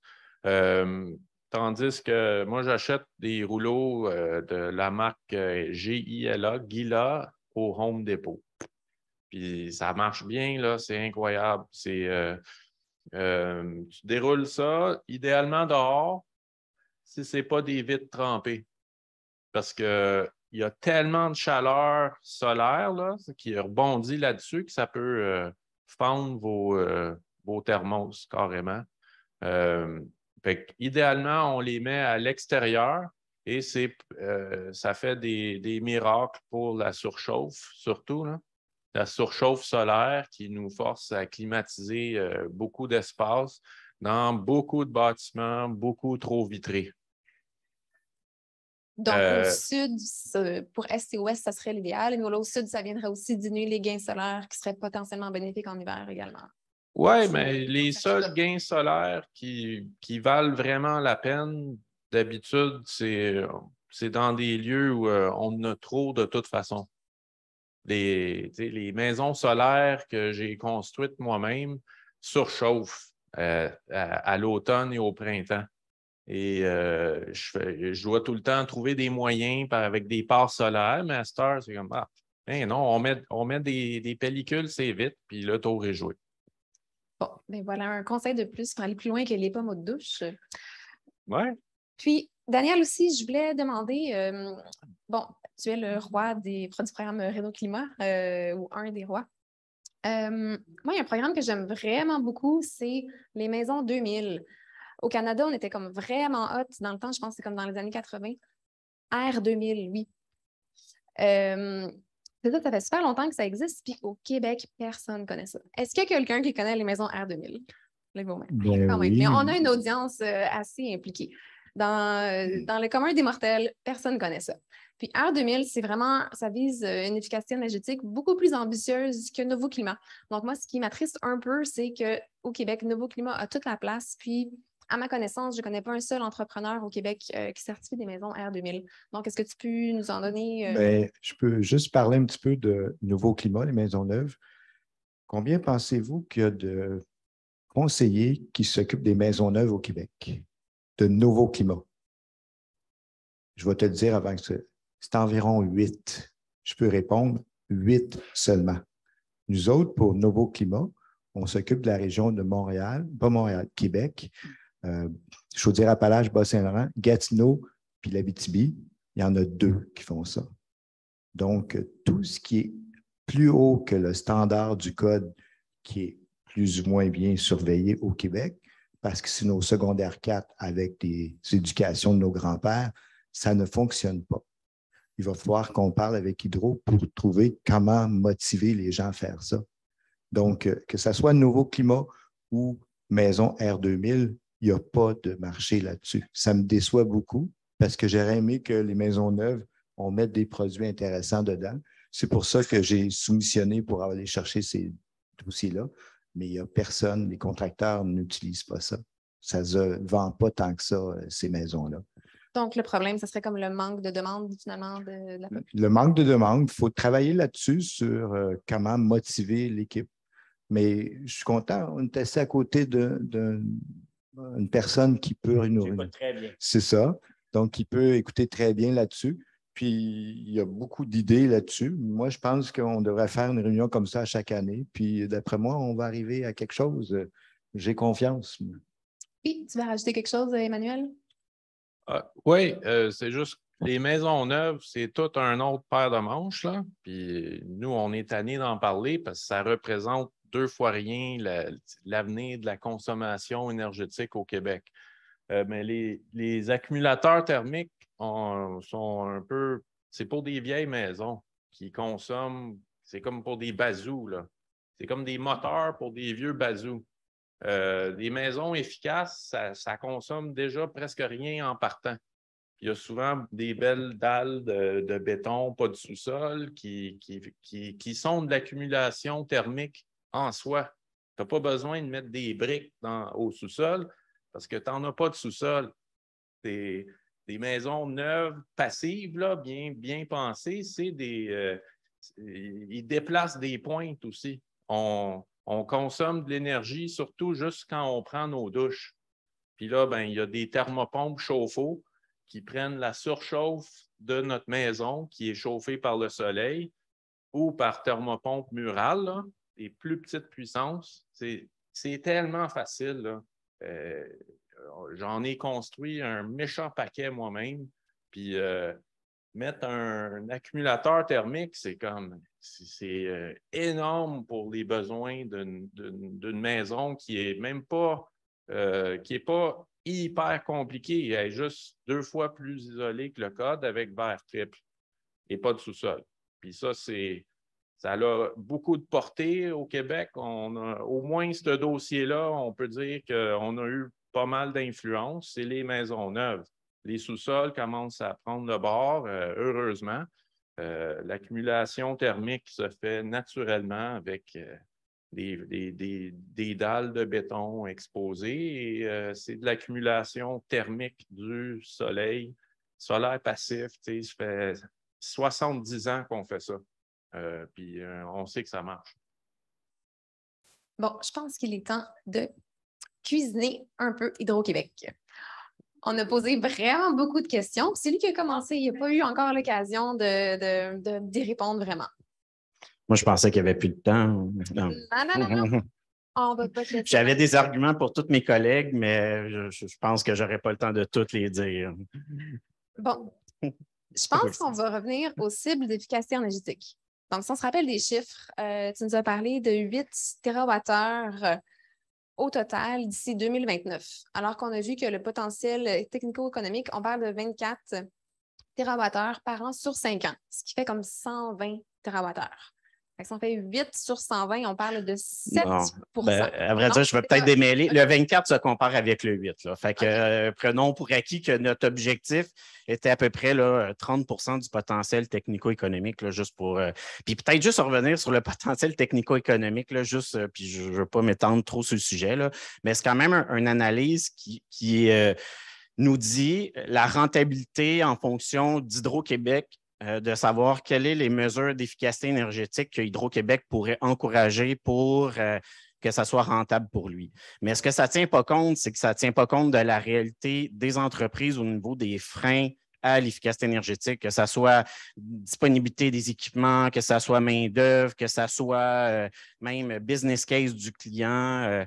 Fait historiquement, Hydro-Québec, dans les bonnes années, là, on était aux alentours à peu près là, de 30 du potentiel technico-économique. Fait que notre objectif, finalement, c'était de revenir aux bonnes années qu'on avait connues au début des années 2000. La seule chose, c'est qu'à ce moment-là, on avait quand même fait les mesures les plus faciles, les moins chères, les plus évidentes. Fait que ce 10 TWh-là, c'est sûr, nous amène aujourd'hui à devoir aller vers des mesures plus exigeantes, plus coûteuses. Mais on revient là, à des cibles là, que finalement on avait déjà connues, puis avec justement un potentiel d'à peu près environ là, de réalisation de 30 sur le potentiel global.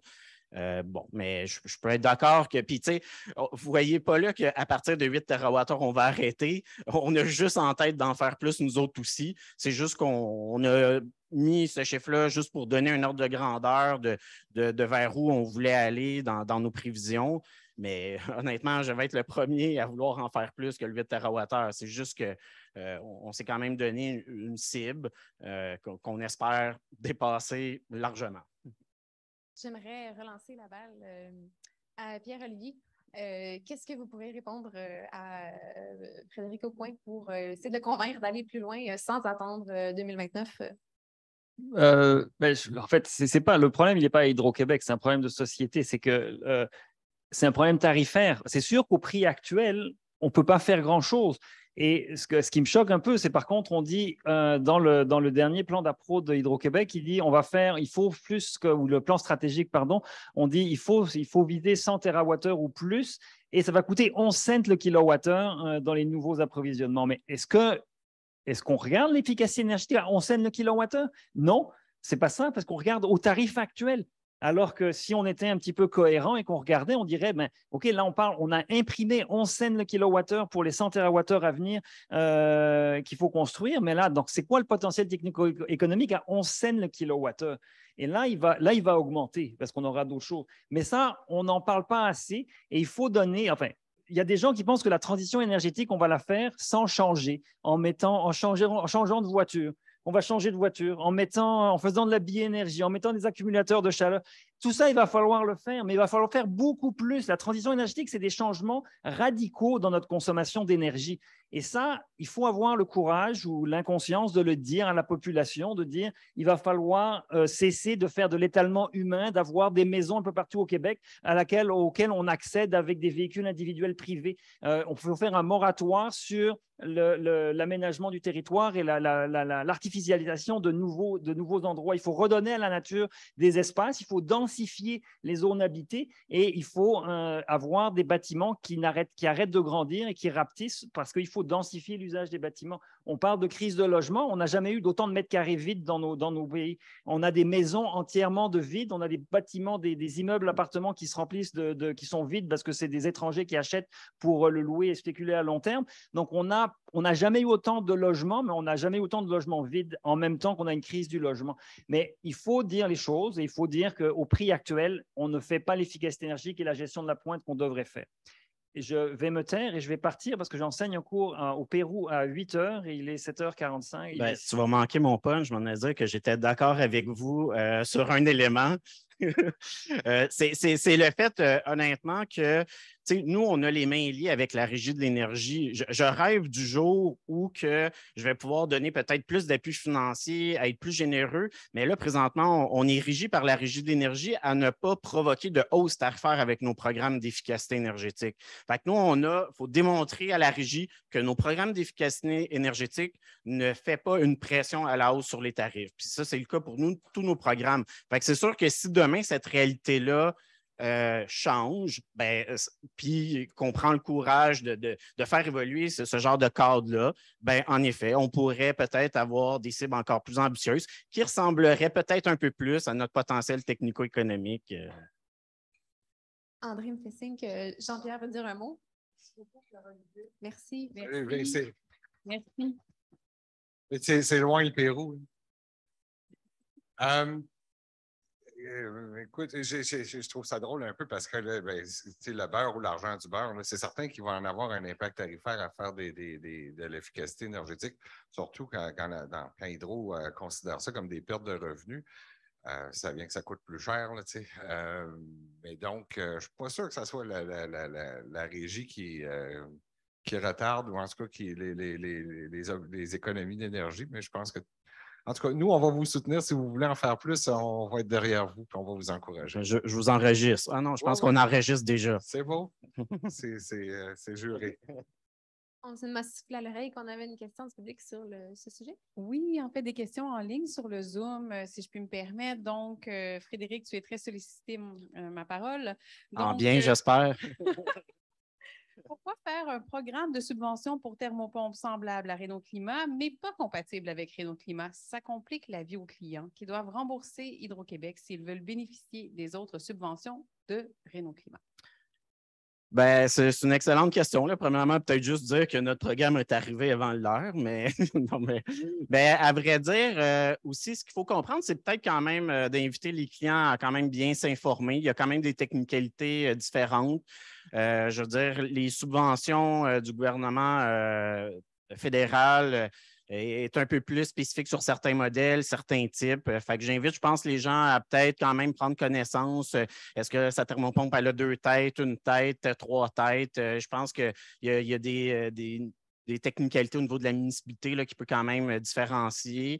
Nous, il est un peu plus général, mais peut-être plus facile au niveau de l'admissibilité, mais en effet, peut-être à certains niveaux, peut-être moins généreux. Fait que je pense on est plus un offre complémentaire à finalement là, ce qui est fait présentement. Peut-être que ça évoluera dans le futur, là, mais pour l'instant, on est quand même bien armé. On vérifie là, que parce que pour les gens là, qui auraient finalement là, besoin là, de retourner de l'argent, on le fait. C'est juste que j'invite quand même les gens à s'informer peut-être avant. Là. Non, ça, c'est vérifié. Pour les thermopompes, on est armé avec la liste, dans le fond, là, du gouvernement. On s'échange nos listes là, sur une base quasi quotidienne.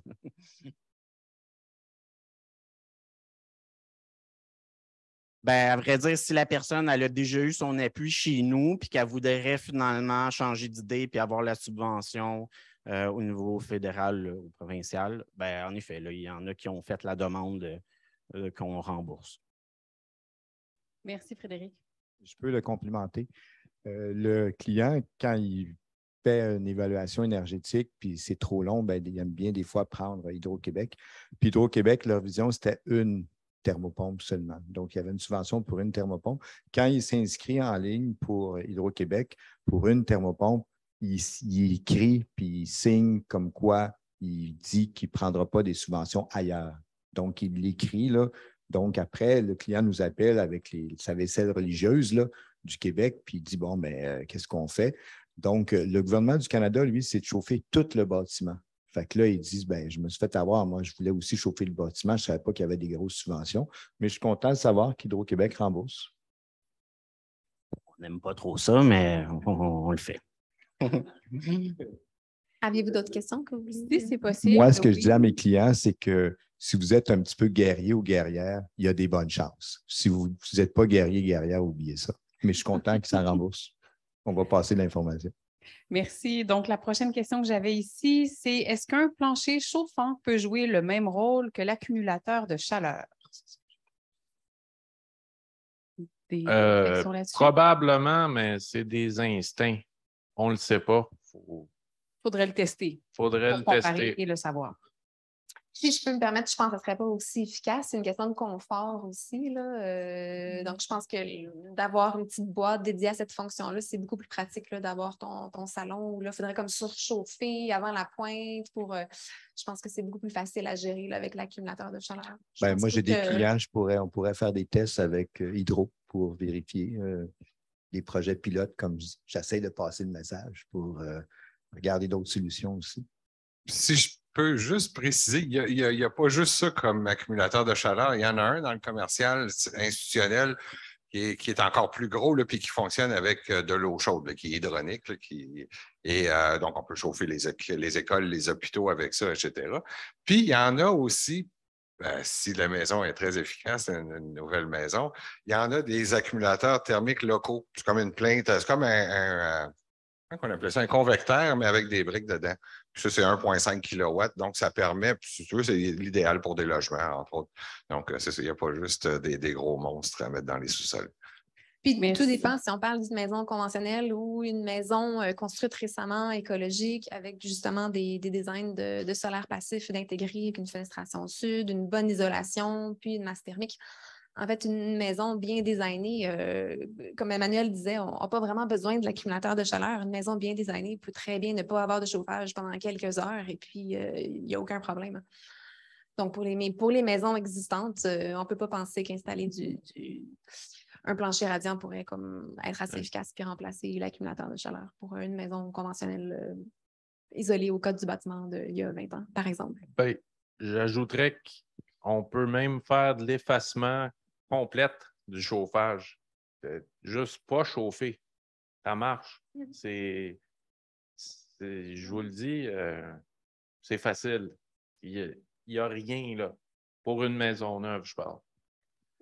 Bien conçu. Oui, puis on a aussi l'idée d'avoir des maisons neuves ILO ready, là, qui aient les thermostats déjà dedans. Peut-être même avec accumulateur thermique s'ils n'ont pas de masse intégrée. C'est toute ossature légère, construction de bois. Des ATC, accumulateurs thermiques locaux, là, ça fait comme même des bancs, là. Tu peux t'asseoir puis te faire chauffer les fesses. C'est de toute beauté. Faire chauffer les pantalons, sécher les pantalons de neige, c'est vraiment... Je pense qu'il y a des petits atouts, là, des accumulateurs thermiques qui vont être assez populaires dans le public. Pour ces accumulateurs thermiques-là, pour donner une idée d'ordre de grandeur, je pense que vous avez mentionné là, la quantité de kilowattheures qu'on peut emmagasiner par les briques. Typiquement, ça correspond à combien d'heures de chauffage à -30, par exemple, pour une maison typique conventionnelle? Ouais, et ça va dépendre de la grosseur, mais de ce que j'ai vu dans les spécifications des systèmes, là, du système Serenity, qui a été développé justement spécialement pour le Québec, c'est une 15aine d'heures d'autonomie. Ah, quand même. C'est très impressionnant. Je m'attendais à 2-3. Vraiment comme la pointe du matin.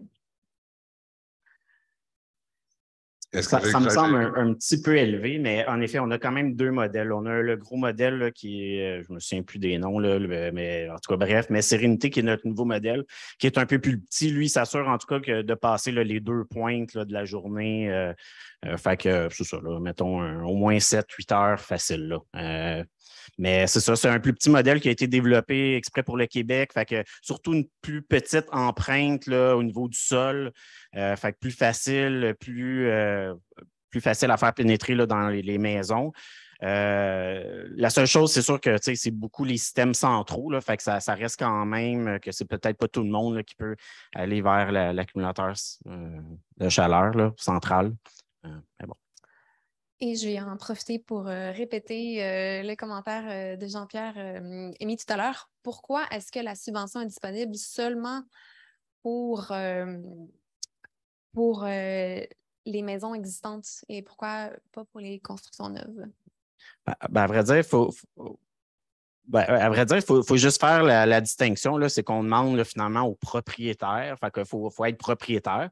Mais il n'est pas exclu que Éventuellement, là, on n'avait pas en tête là, de faire d'encourager finalement les entrepreneurs avec une autre formule pour les encourager à aussi là, installer des accumulateurs. Mais pour l'instant, c'est ça. La seule règle d'admissibilité, c'est qu'il faut que ce soit le propriétaire final qui émet la demande. Je pense que ça pourrait être une bonne idée. Il semble avoir plus de bénéfices à l'accumulateur versus la BNRJ. Ils sont pas mal plus lousses, je dirais. Le gouvernement est pas mal plus lousse parce qu'il fait ça via chauffer vert avec la BNRJ. Ils ne se battent pas. Eux autres, les entrepreneurs, c'est correct. On peut installer de la BNRJ à tour de bras. Il n'y a pas de problème. On a des questions du public aussi?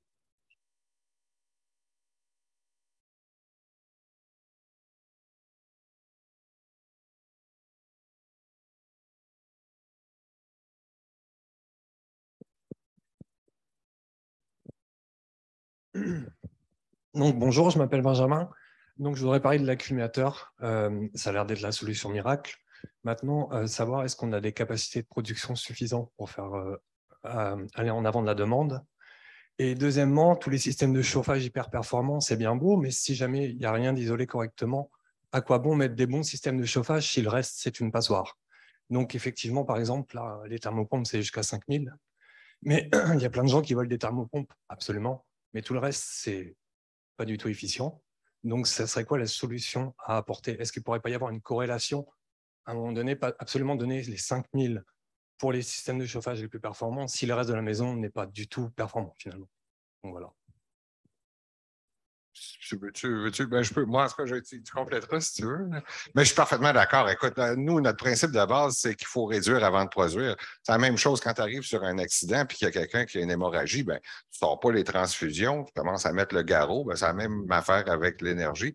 Donc, par exemple, mon beau-frère a fait faire une analyse de Renault Climat récemment.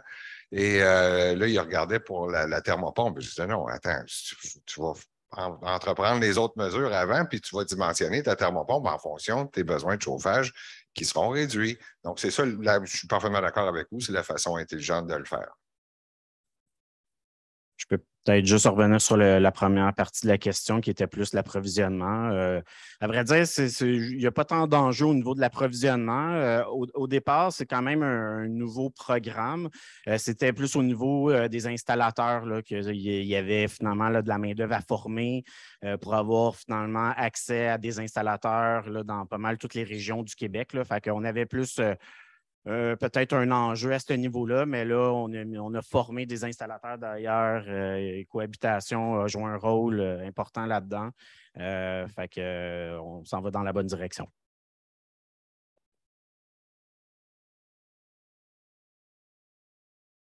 Pour confirmer, au Québec, habituellement, c'est pour le confort. Fait que les thermopompes sont beaucoup aimées pour l'été maintenant.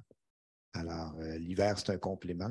Mais avec le programme Renault Climat, on force pas mal les clients à regarder beaucoup l'infiltration et d'avoir des maisons étanches. Ça fait une grosse différence. La plupart, c'est la première chose qu'ils font, c'est qu'ils arrangent l'infiltration, surtout quand c'est des paniers percés. Puis c'est habituellement nos clients les plus chialeux, c'est parce que c'est un panier percé.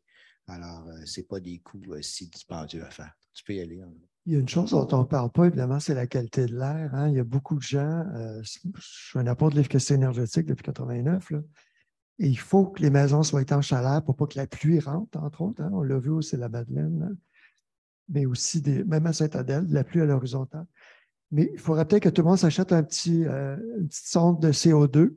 Il y en a qui sont abordables et efficaces parce que la vaste majorité des maisons, les portes et fenêtres sont mal installées, mais les échangeurs d'air sont mal installés quand il y en a. Il y en a beaucoup qui n'en ont pas. Et là, tu changes tes portes et fenêtres, ta vieille maison devient moderne, mais tu as passé l'échange d'air. Il y a là toute la question de la salubrité, évidemment. Donc, il faut se méfier. En plus de l'hygromètre qui mesure l'humidité relative, qui va aussi vous dire que tu as passé d'échange d'air. Mais on s'écarte un peu.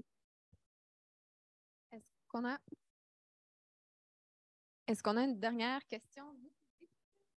Deux, trois mains levées.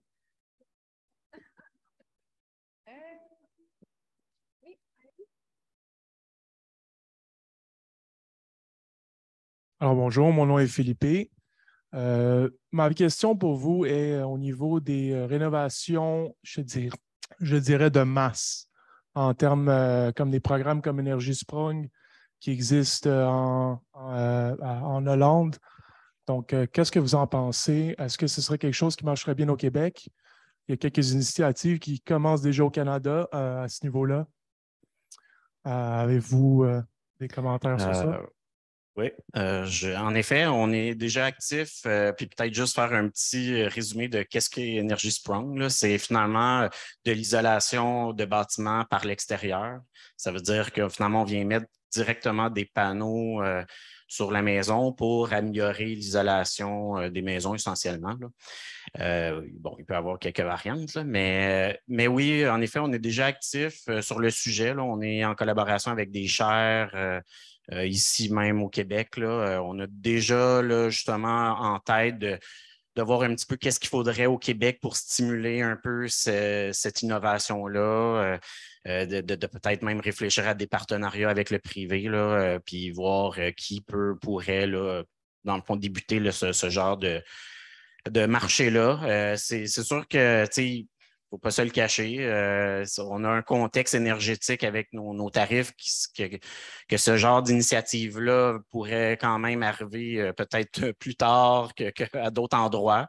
Mais c'est vraiment quelque chose qu'on a à l'œil. On est vraiment avec nos instituts de recherche là, à partir là, des projets là, quand même assez structurants sur ce sujet-là. C'est en Hollande, je crois, ce programme-là, Energy Strong.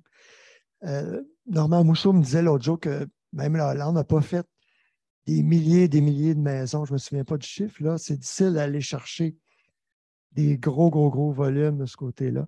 Mais au niveau de l'étanchéité, de la chambre des sous-sols, les greniers, il y a encore beaucoup à faire, en tout cas. Moi, j'aurais une question cochonne pour M. Aucoin, pour revenir sur l'électrosmog. Pourquoi est-ce que les gens... Il y avait, il y a quelques années, je ne sais pas c'est quoi le chiffre aujourd'hui, mais il y a 100 000 ménages québécois, locataires ou propriétaires, qui ont refusé le compteur intelligent. Au Vermont, d'ailleurs, c'est gratuit, le opt-out, quand tu veux conserver un compteur analogique ou électronique et non communicant. Pourquoi? Parce que quand c'est proche des chambres, comme je disais tantôt, si tu en as un très près ou plusieurs pas trop loin, il y a de plus en plus de gens aujourd'hui qui ont des problèmes de sommeil, de mémoire, de maux de tête, etc. Il y a 10 ans, quand je parlais d'hypersensibilité électromagnétique, c'était très marginal, mais malheureusement, on entend de plus en plus parler de ces gens-là. Mais c'est un sujet tabou, personne ne parle de ça. Moi, je n'ai pas de compteur intelligent. Pourquoi est-ce que je ne pourrais pas avoir un signal, ne serait-ce que par courriel ou autre, pour dire oui, vas-y, il faut tous, c'est le temps. Là, on est en période de pointe critique pour cesser de chauffer en période de pointe. Est-ce que Hydro-Québec va accommoder ces gens-là qui veulent préserver leur santé, mais économiser l'énergie en période de pointe et autres?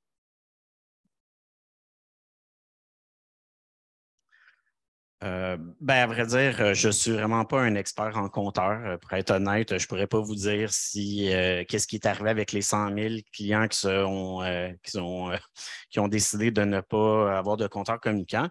C'est sûr que l'enjeu des compteurs communicants, c'est plus au niveau de nos tarifications où on est en train de rémunérer le client pour un effacement. C'est sûr que si on n'a pas de données aux 15 minutes, pour garantir que le client s'efface, ce n'est pas vraiment possible pour nous de le rémunérer. Par contre, tout client qui veut s'effacer quand on est en période de pointe peut le faire avec plaisir, même s'il n'y a pas de compteur intelligent.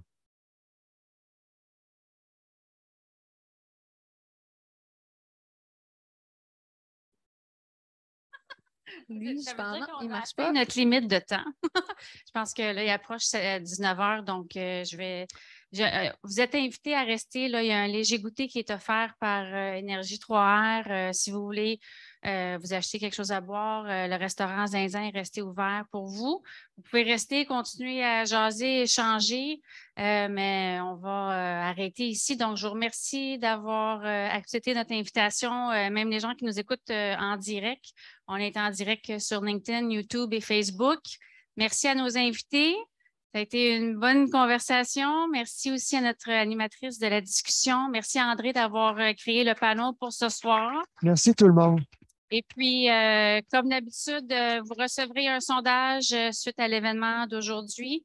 Et puis, c'est ça, je souhaite une belle fin de soirée. Puis, comme je vous dis, le goûter est disponible pour vous. Donc, merci et à bientôt. Merci.